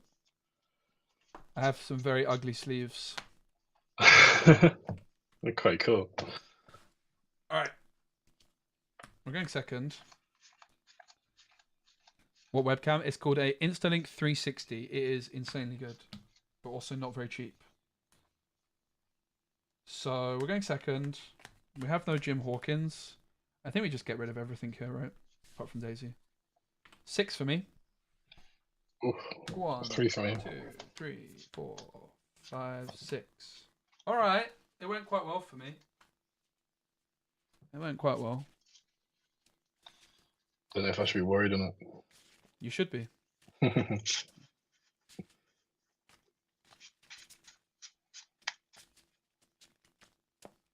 Good luck. Yeah, you too, bro. I'm playing Pride Lands because it's got more willpower than the Underworld. It's a very good question, Black. Because I agree. Cool. Initially, I was on. Me to go first? Right there. Yeah, you go first. Initially, I was playing Underworld when I tested this deck actually last set off stream. Because I was testing a similar deck to this for Seattle. Decided it wasn't good enough quite quickly. Cool. Obviously, it got a lot better. Faster and play it. It's just because it's got more willpower. Yep. Plus I'll draw. T. We can't lose to Bufasa, guys.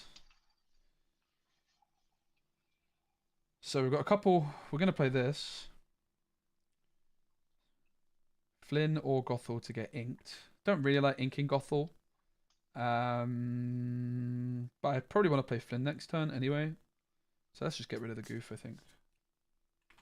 I will ink Super Goof to play Daisy Duck. Pass. Sweet. I'll draw for 10. Legendary Alice is set 2. Bit awkward, probs. I'll ink a Pete.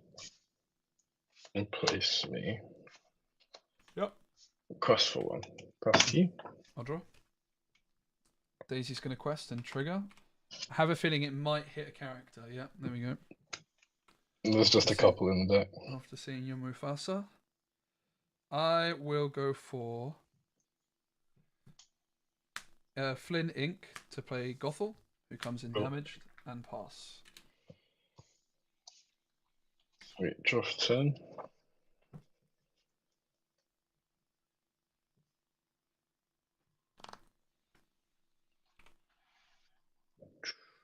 Ooh.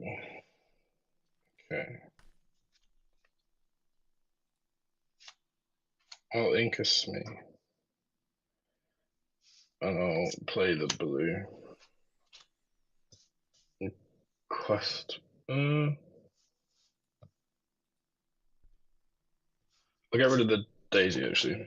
Sure. And pass to you. So It's me on so 2 now. Yeah, cheers, mate.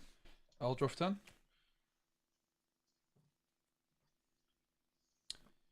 Gothel will challenge blue.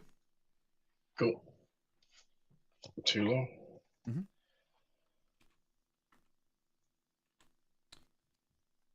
So we could obviously go this, and we will do that.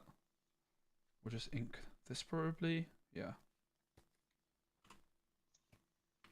I'm gonna ink Pride Lands, and I'll pay 3 for Just in Time into Rapunzel, healing Awesome. Mother Gothel, and I'll draw 3. 1, 2, 3, and pass. Ooh. That was a nice play. Draw for turn. Thanks, buddy. Yeah, Just in Time Rapunzel's no joke, man. With the Gothel. Think to 4 defeaters. We're on 4 now. We're actually playing 4 right now. Yep, I agree. We're trying it. My original version of the list was actually No, playing 4 this is goose, 4 brilliant. defeaters, and we're actually up to that. We'll see.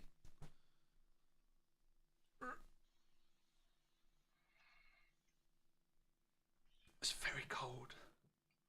I might put my coat on.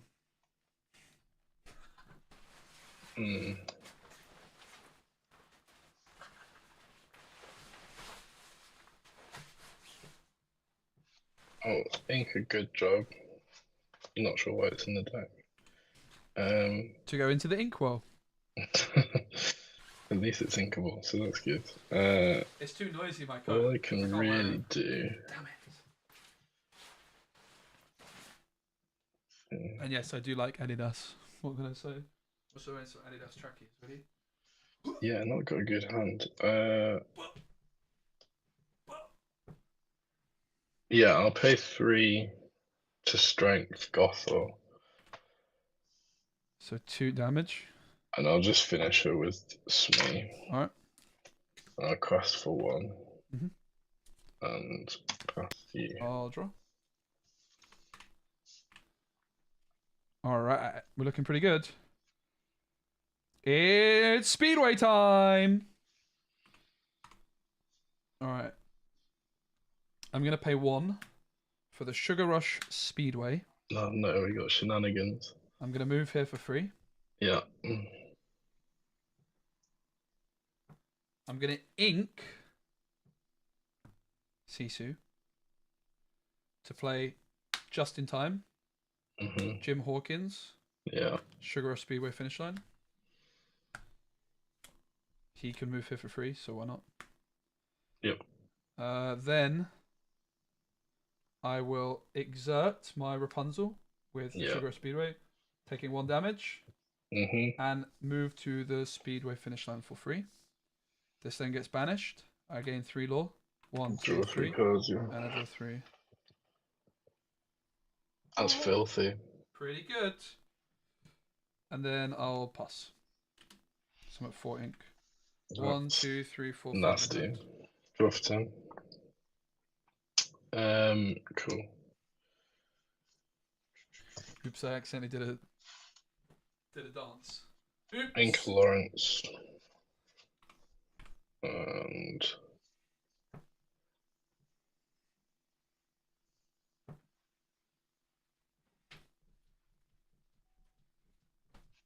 five for Mufasa. Bufasa, sorry. Cross Passy. Yep, already. Draw.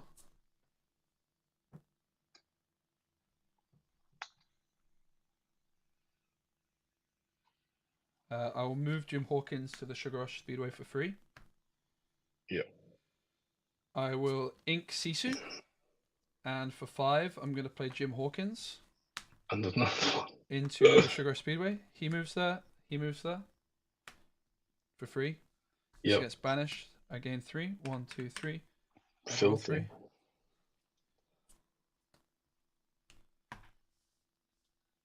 So I already inked. And Yeah. then these two will quest. Plus. Jeez. Okay, draw for turn. This deck is very, very nuts. I love it. It's my new favorite deck, props.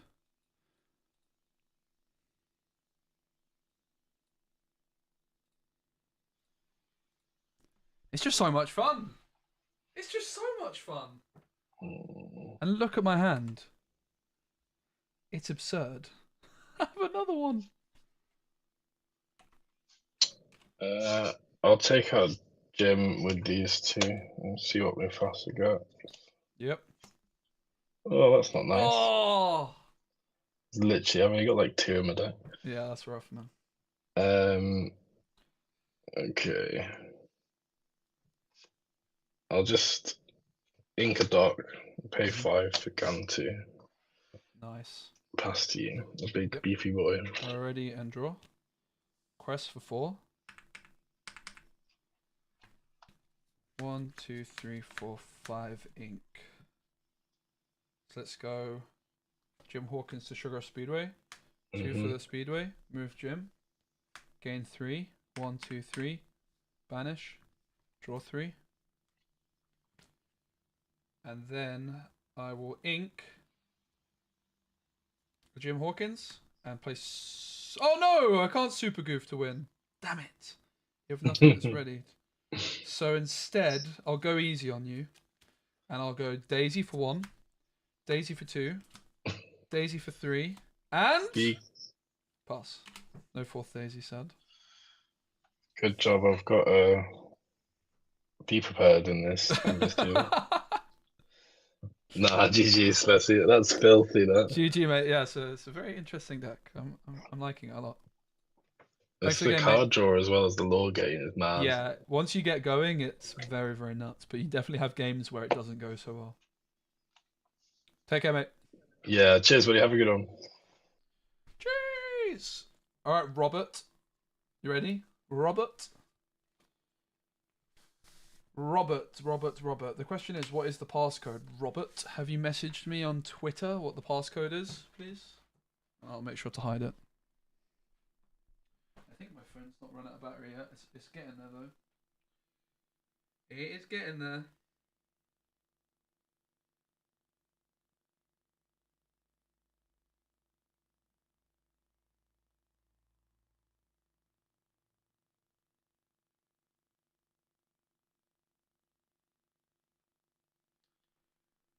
One sec, sure, no worries, man.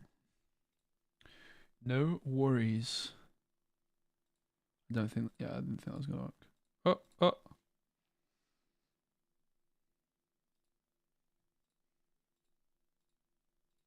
5 and 2 with the deck, by the way. It's not bad, is it?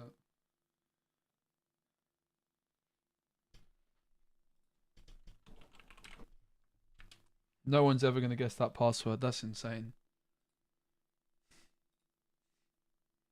Someone already guessed it. Someone already guessed it. It was the most obvious part. Oh, no one guessed the password. I thought someone was going to guess the password for sure, mate.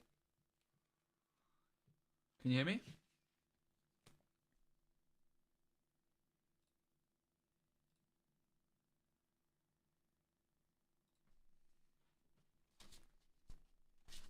So that was best possible scenario. It was definitely close to best possible scenario, yeah. I can't hear you, by the way, mate.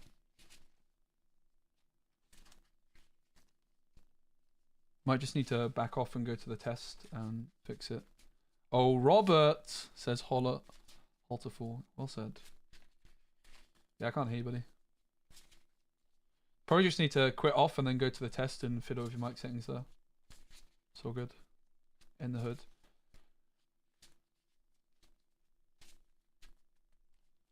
See if they come back.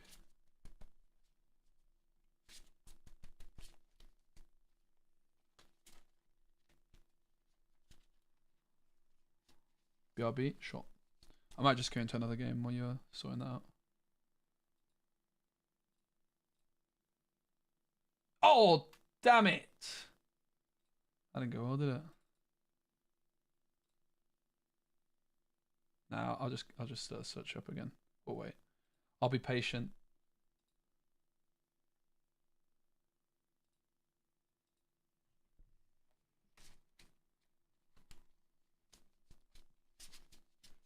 Yeah, so at the moment I'm playing 3 Flynn Riders because I couldn't find my 4th. The card you cut for the 4th Flynn Rider is gonna either be a Moana or a Pride Lands. Probably a Moana, which we put at 10 1-drops. We play 2 Moanas, basically. Because you don't want to play this on turn 1 particularly. It's not that bad to play on turn 1, but you don't really want to do it. Should work now. We can just try exiting out. Doesn't even let me concede. I'm trapped forever.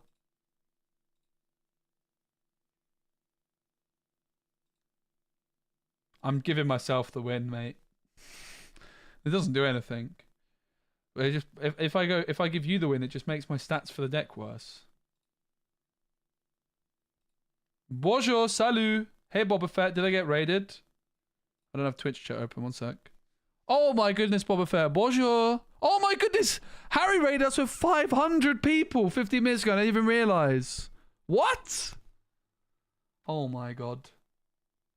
Guys, I didn't even realize. I might be the worst streamer of all time. Harry raided me with 500 people on Twitch and I didn't even bat an eyelid. I was wondering why Bane was here.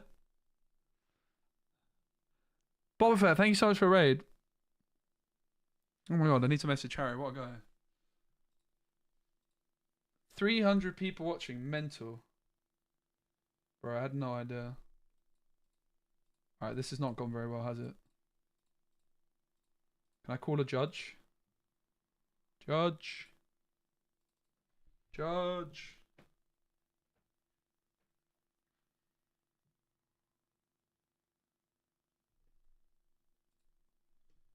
Bear with us, guys. We're just trying to get this sorted. Let me message Harry before I forget. What a gentleman.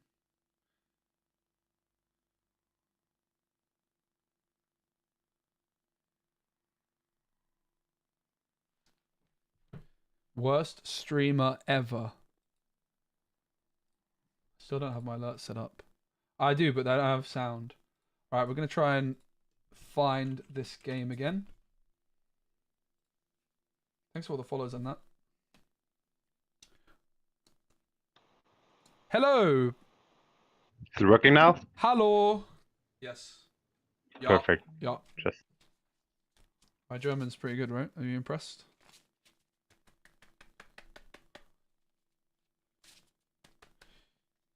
So, Luminator, you won a tournament at the weekend, right? Can you hear me? I could hear you at first, but now I can't. is it better now? Yeah. Now you're working. Okay. Cool. Yeah, I actually won a 100-player tournament in Austria. Let's go. With Yen Sid, right? Jeez.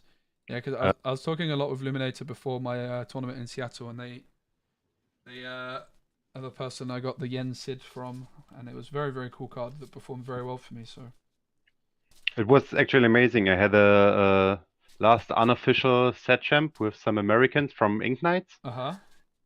And I tested the final version of the decklist that I came up with, and it went the same way. I just lost one game against Emerald Purple because it was very evasive heavy. Yep. But after I knew what I played against, I won 2-1, and the rest of the tournament I haven't lost a match. Awesome. Yeah, it's a really cool deck. I'm a bit gutted I didn't play a bit better to do. Yeah, it's like really, you really have to play perfectly, otherwise. Absolutely. I think I got to 19 lore 2 times and 18 lore once when going second. It was very fine margins. Yeah. All right. Best of luck. For you too. Who goes first? To you? Yeah, it's just decided randomly, but.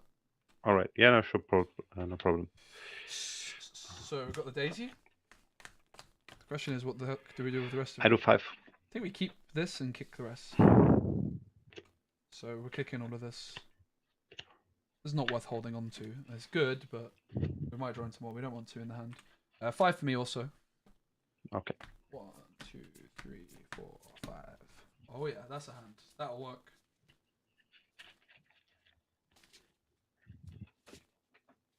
Half cut okay? Yes, yeah, absolutely. No worries. I'm not even going to bother half cutting if that's all right. I'll just shuffle. All right. Yeah, sure. I kind of hate the half cut culture on. I'd rather just trust and shuffle. All right. All right. I will start things off by inking a Tuk Tuk and playing a Daisy Duck. Pass.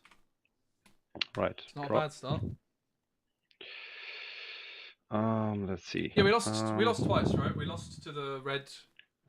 We lost to the red. I think I will ink the yellow. library. No, the steel green. And play Chernobog. Steel blue, and we lost to something else. Yep, I'll draw.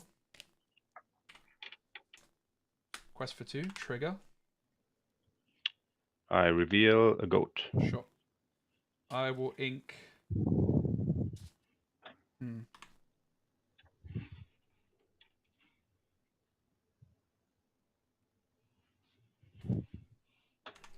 I'm going to ink Tafita Mutton Fudge. And I'll play Flynn Rider. Pass. All right. Daisy into Flynn. Pretty aggressive. Draw. So it was a decision between Tuk Tuk or ink another library. Tafita, but I think Tuk Tuk For 1, I will fire the Candency of Flynn. Possible to clutch up for us. I will play Chernobog and I quest for 1. Yep. And pass. Sure. I'll draw for turn. Cards in hand, please. 5. So I'm going to be inking Moana. And I'm going to be playing Sisu. But then the question is, do I challenge your Chernobog's followers or do I quest? And I think I probably just have to quest. Right. So it's another trigger. I reveal Smee. Yep, and I'll pass to you. All right. Untap. Draw. Thing is, there's a fox, right, that can come through. I think it's just better to quest and hope for the best. I will ink the goat. And for 3, I'm going to play Chernobog and Smee. And I will quest for 2. Sure. And pass. I'll draw for turn. 4 cards in hand for me. Very interesting spot. I think what we're supposed to do is start taking some trades. Certainly with the Rapunzel, right? So we're probably just going to ink old Tuk Tuk here. I'm going to ink Tuk Tuk. Yeah. Daisy is going to challenge a Chernobog. Yep. And I'm going to pay 4 for Rapunzel. Healing Daisy, drawing 2. Sisu will... That's a tricky decision. I think I'm going to quest for 2 with Sisu and pass. All right. I have 4 in hand. Tap, draw.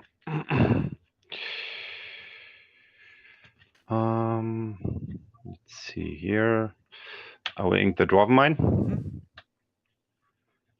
For 2, I play Magic Broom. Yep. For 2, Genset, and I draw a card. Nice. And I will just quest for 4. Yep. Go to 7 and pass. And that's me, takes 1 damage. Yep. Draw for turn. 3 cards in hand. So you can see after we've dropped the Pride Lands, we're only down to 2. Like the gyms were looking a bit more awkward, but it seems like it's another time for Rapunzel. We can go Rapunzel Daisy this turn, right? So we probably just want to challenge the Smee for that reason. Sisu will take out Smee. Yep. I'm going to go 4 for Rapunzel, drawing 3.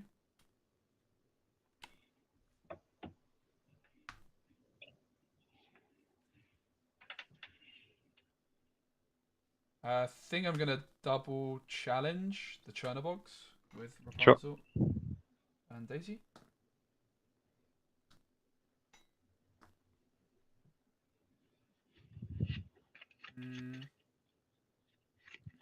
Gonna ink Mother Gothel and I'll play Daisy and pass. I have 5 in hand. Draw. Rapunzel For is 2, I play another Genset. good card. Nice. Draw card. So if they get 2 brooms down, Yensid quest for 3. And when you play Yensid, if you The have a magic broom on the broom board, will take out the Daisy. Yep. I will ink a Pete. For 3, I smash your Rapunzel. Poor Rapunzel. And quest for 1. Pass. Cards at hand, please. Draw. 2. Thanks. Alright. So we can do some... Well, we can Jim Hawkins into the Speedway, but it's not doing anything for us right now. Might actually be better to go Jim Hawkins into the Pride Lands, because then we can play the Speedway and move Jim there next turn, right? Let's just see if we're going to do any challenging here. Probably need to deal with that Magic Broom. We have no Rush available. I think... Now, the other thing we could do... Yeah, Pride Lands, if you get 3 cards in there, you can play something for free from discard. That's something to bear in mind down the line. I think let's just start off by questing with Daisy. I'm going to quest with Daisy. Trigger. Yeah. Reveal Fox.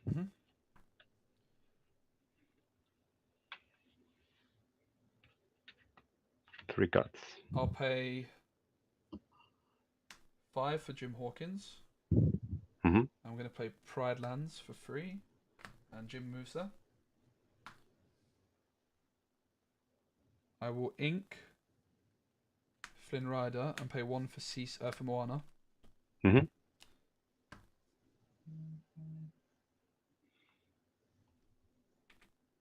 Rapunzel will quest. Sisu's going to challenge the broom. And I'll pass with 2 in hand. Alright. Tap. Draw. Let's see here. For 1, I will befuddle your Daisy. Yep. I will quest for 2. I will play a Fox. For 3, bounce a Genset. Ink the Genset. For 1, play Maleficent. And take out your Sisu with Madame Mim. Yep. 1 card in hand and pass. Cool. I gain 1 law for Pride Lands. I draw for turn.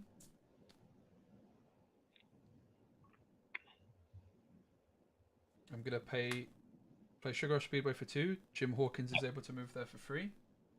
Yeah. So I gain 3 law and draw 3 cards. 1, 2, 3. Draw 3.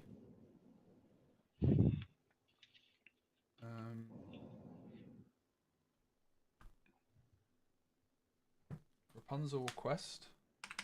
Moana will quest. Yeah. And then I will move Jim to Pride Lands for 2.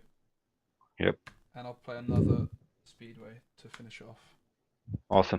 Mental. Nice. This card's actually absurd. I also had God Curve, and I went first, so... Yeah. Would you be down for a rematch? Absolutely, yeah. If you're going first, I think would be more than fair. Yeah, cool.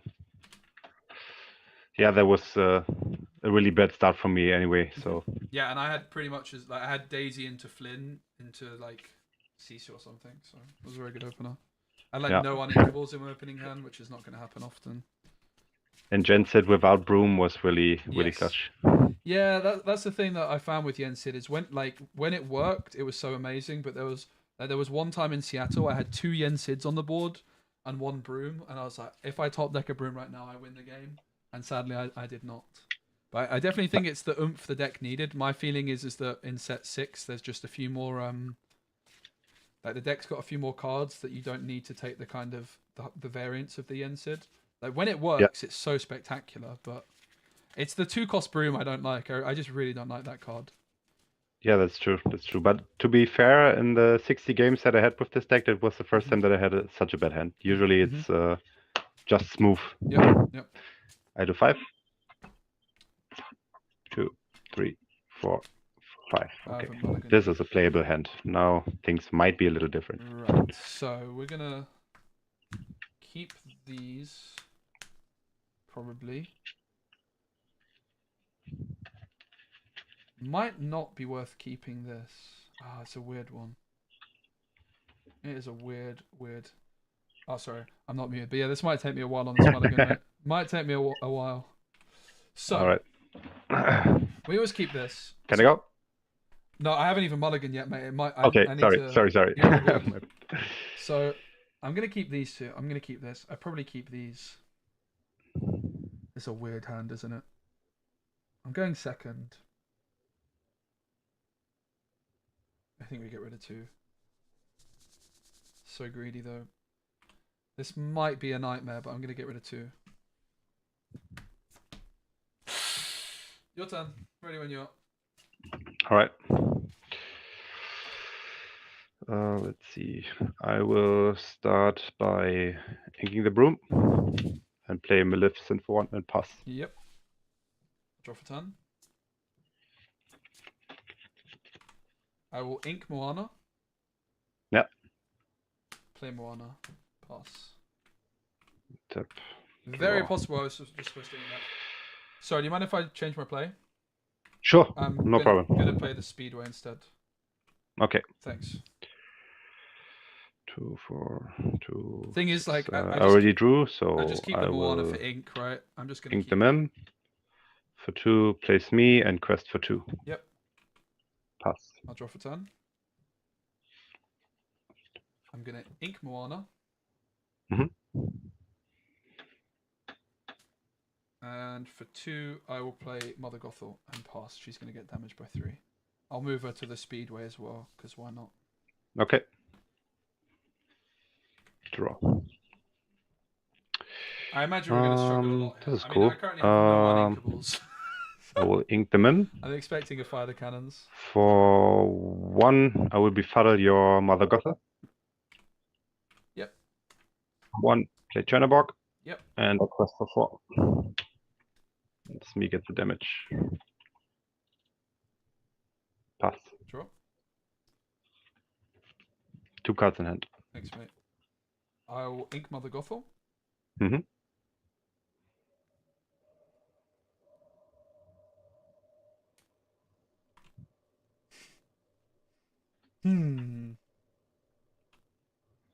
You have 2 in hand, you say? 2 in hand you have? Yeah. Right, let's go 1 for Daisy. 1 for the starting line. Then I'm going to move Daisy to this Speedway, and then move her to this Speedway, and then move her back to the bus. All right. What happens if in a tournament I just keep doing that? Like, is there a ruling that I can't do that infinitely? Yeah. There's actually like this time play where you get punished for it.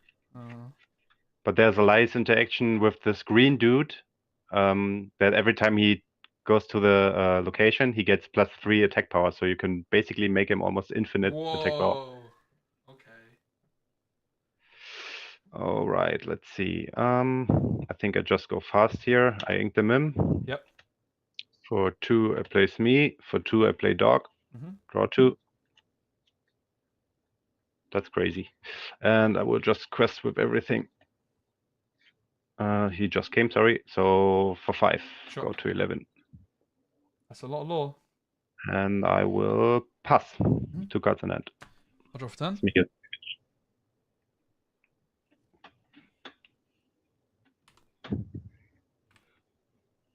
We drew the goof, which I can play with just in time. We can't do this. We just need to answer stuff, so let's do that. I will go just in time into Super Goofy. Yeah. I'll take out... what's the card to the right? It's just a bit glary. Chernabog or Malefice? Is there one to the right? Further? To the right of Or just these? Or to the left, it might be from your angle. There's like... Above your deck, there's a glare card. Your deck's... Oh no, that's my discard, cool. sorry. Yeah, no problem. So Goofy will go...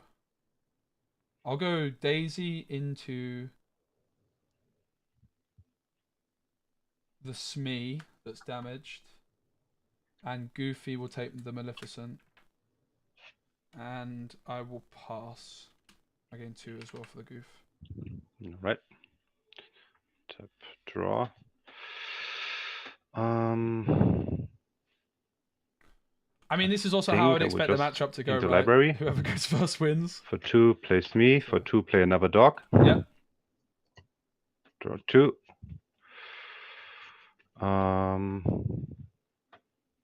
And the dog will take out the daisy. Mm-hmm. And I will quest for 3. Sure. 14 and pass. I'll draw. Smee takes another damage. Yep.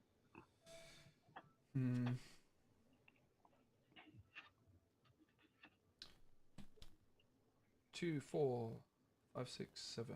It's quite a lot.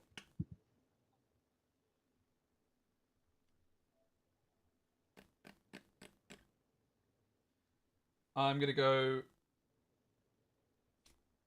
2 for the Speedway. Yep. I'm going to move Goofy here and then exert him and deal 1 damage to move him here. Yep. Bam.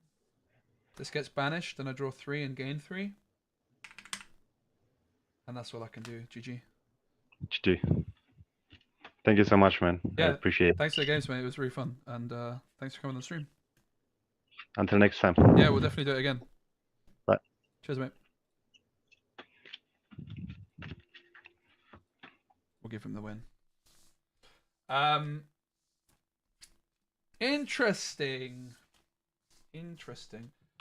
We are probably going to call it there with this deck for now. What I actually want to do is I want to watch some Lorcana. There was a tournament on this weekend which was broadcast on a Twitch channel, and I've spoken with the organizer. Will I still be streaming in 3 hours? Lol. Yes, I will. It's a long one today. I've got lots to do. What I'm going to do is I'm going to pull up the Twitch stream that was broadcast, and we will watch it together, because I also kind of want to get a little bite to eat or something. Or something like this.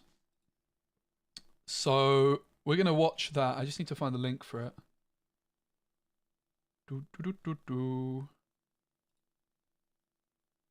Southside Gaming. So huge shout out to Southside Gaming. Going to link you all of their channels. They ran this tournament and streamed it themselves. Brennan DeCandio was playing, who is obviously one of the best players in the game. Don't tell him I said that, though. It was only a joke, don't worry. So, it was a 10-hour stream, so a long one. We're not going to watch the whole thing. What we're going to do, we're going to try and find Brennan DeCandio as early on as possible. And then we'll watch some of the games in the late stages.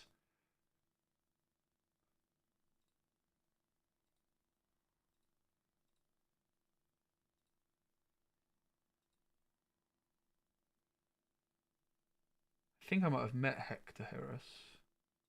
They're playing Ruby Sapphire, which isn't that interesting.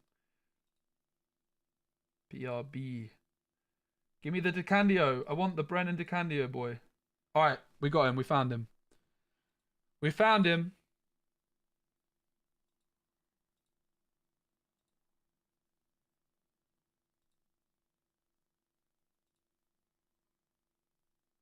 Opting to just go with Sail to improve the consistency there, not needing to dip into any other new cards.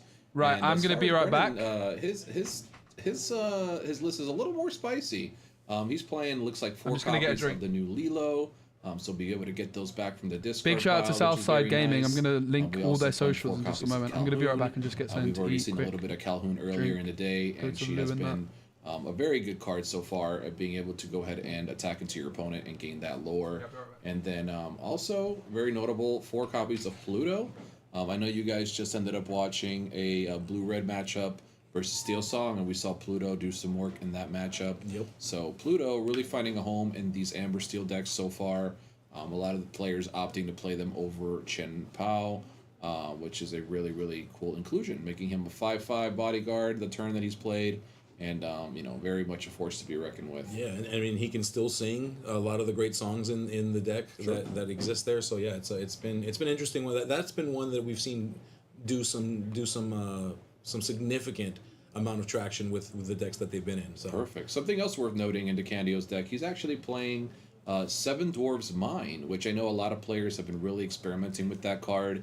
When you move a character to the mine, you can deal 1 damage, but if it is a knight, you can deal 2 damage, which just happens to line up pretty well into Diablos and such, and we will see how it treats Brennan today. Yeah. So we're getting started here, and go ahead and send out a Cinderella. And looks like Ivan's starting off with the typical popsicle play. The blue classic, Tippa-Tomato. I can't even speak right now. I'm so excited. Ink a Tamatoa and play a popsicle, which is a pretty common play line for turn 1 for blue. Thought you were the rap god. I am the rap god. Don't you forget it. All right, there is Calhoun, as we mentioned a little earlier. Brennan turns it around just in case you need to read it. No need. Ivan's like, I know what it does. Yes. We're good. And really enjoying Calhoun so far, giving us, a Robin Hood effect, essentially squeezed into a 2-costed character, which is really, really powerful and really hard to deal with. So we do see that Ivan does play Fire the Cannons. Unfortunately, Calhoun does not, get taken down by Fire the Cannons due to the resist. So very strong play here from Brennan. Yeah, and establishing a board early, doing what he can to just keep some bodies on the board. Yeah, and there is the cannon. There's a cannon which does get rid of the Cinderella, so singing is not going to be as easy as Brennan was hoping for. Sure. Obviously, he's happy to take care of that Cindy. Probably would have been happier to knock out that Calhoun, but not being able to do so, Calhoun goes ahead and quests in for 1. And let's see what else Brennan's going to do here with his turn. He does have quite a lot of options. Brennan's deck is very kind of low to the ground. No whole new worlds in this build. So he's not playing the traditional aerial sing-song version. This is a little more grounded, low to the ground, and I'm interested to see how it fares up against Blue Steel. Yeah. And we're seeing a Fishbone Quill being played on turn 3 for Ivan. Just getting that ramp strategy off the ground, just trying to get over on that piece of the puzzle. How do I get over on my opponent, and that is I need to get more ink than you, and Ivan is doing that right now. Sure. It's just an ink pass there for Ivan, and Brennan is going to take advantage of that. He's going to sing a little song and deal damage to himself, just to go ahead and cycle through, draw that extra card. So bingo. Yeah, we have the long hair don't care coming down to clean up and getting us 2 more cards here as Brennan quests up to 3 lore. Absolutely, yeah, great strategy. Deal some damage, heal some damage. Yeah, we're not playing any wheels, as we mentioned, no whole new worlds, so being able to just go ahead and recycle these cards and then draw cards off Rapunzel, very, very beneficial for Brennan here. All right, and we see a Cogsworth at the table, which has created some interesting mapping and math for other games that we've seen today so far. Yeah. We'll see how this impacts the game tonight or today as we're going through this. Absolutely. Definitely a card steal players don't want to run into. Cogsworth can definitely cause some issues with his ward and his ability to provide resist to the rest of the board. However, right now the Cogsworth stands alone. That's a bit obnoxious, isn't it? So we will see, if we're able to advance on that. And Brennan just dumping the hand here. He says here. I say it's dirty because it's not really a shake. It's a stuff. As we add a Calhoun and a Lilo to the board and decide to quest out. So DeCanio is playing this. Yeah, and Ivan opting to play a Hiram on this turn to try to get some more cards in his hand. Probably hoping to do some dumping onto the table of his own. So this is Southside Gaming. I'm going to link you all their socials. The race of characters, of glimmers hitting the table. Looks like he did find a fire. Glimmers, that's not a word I've ever used in a cast. That's some good casting. However, everything else just still quests for so much. Gotta get a better mic. You're good, mate. Don't worry. Instead, choose to play the Fortisphere, drawing a card.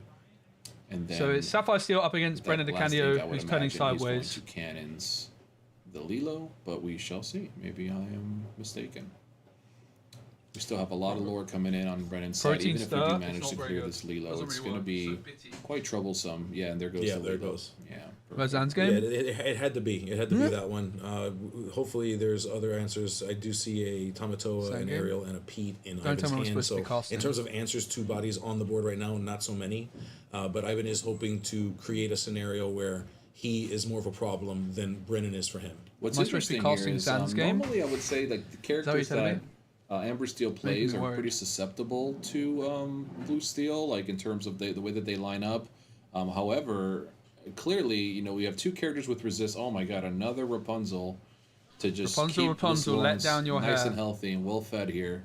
And Brennan is just running along here. He's got so many cards in hand.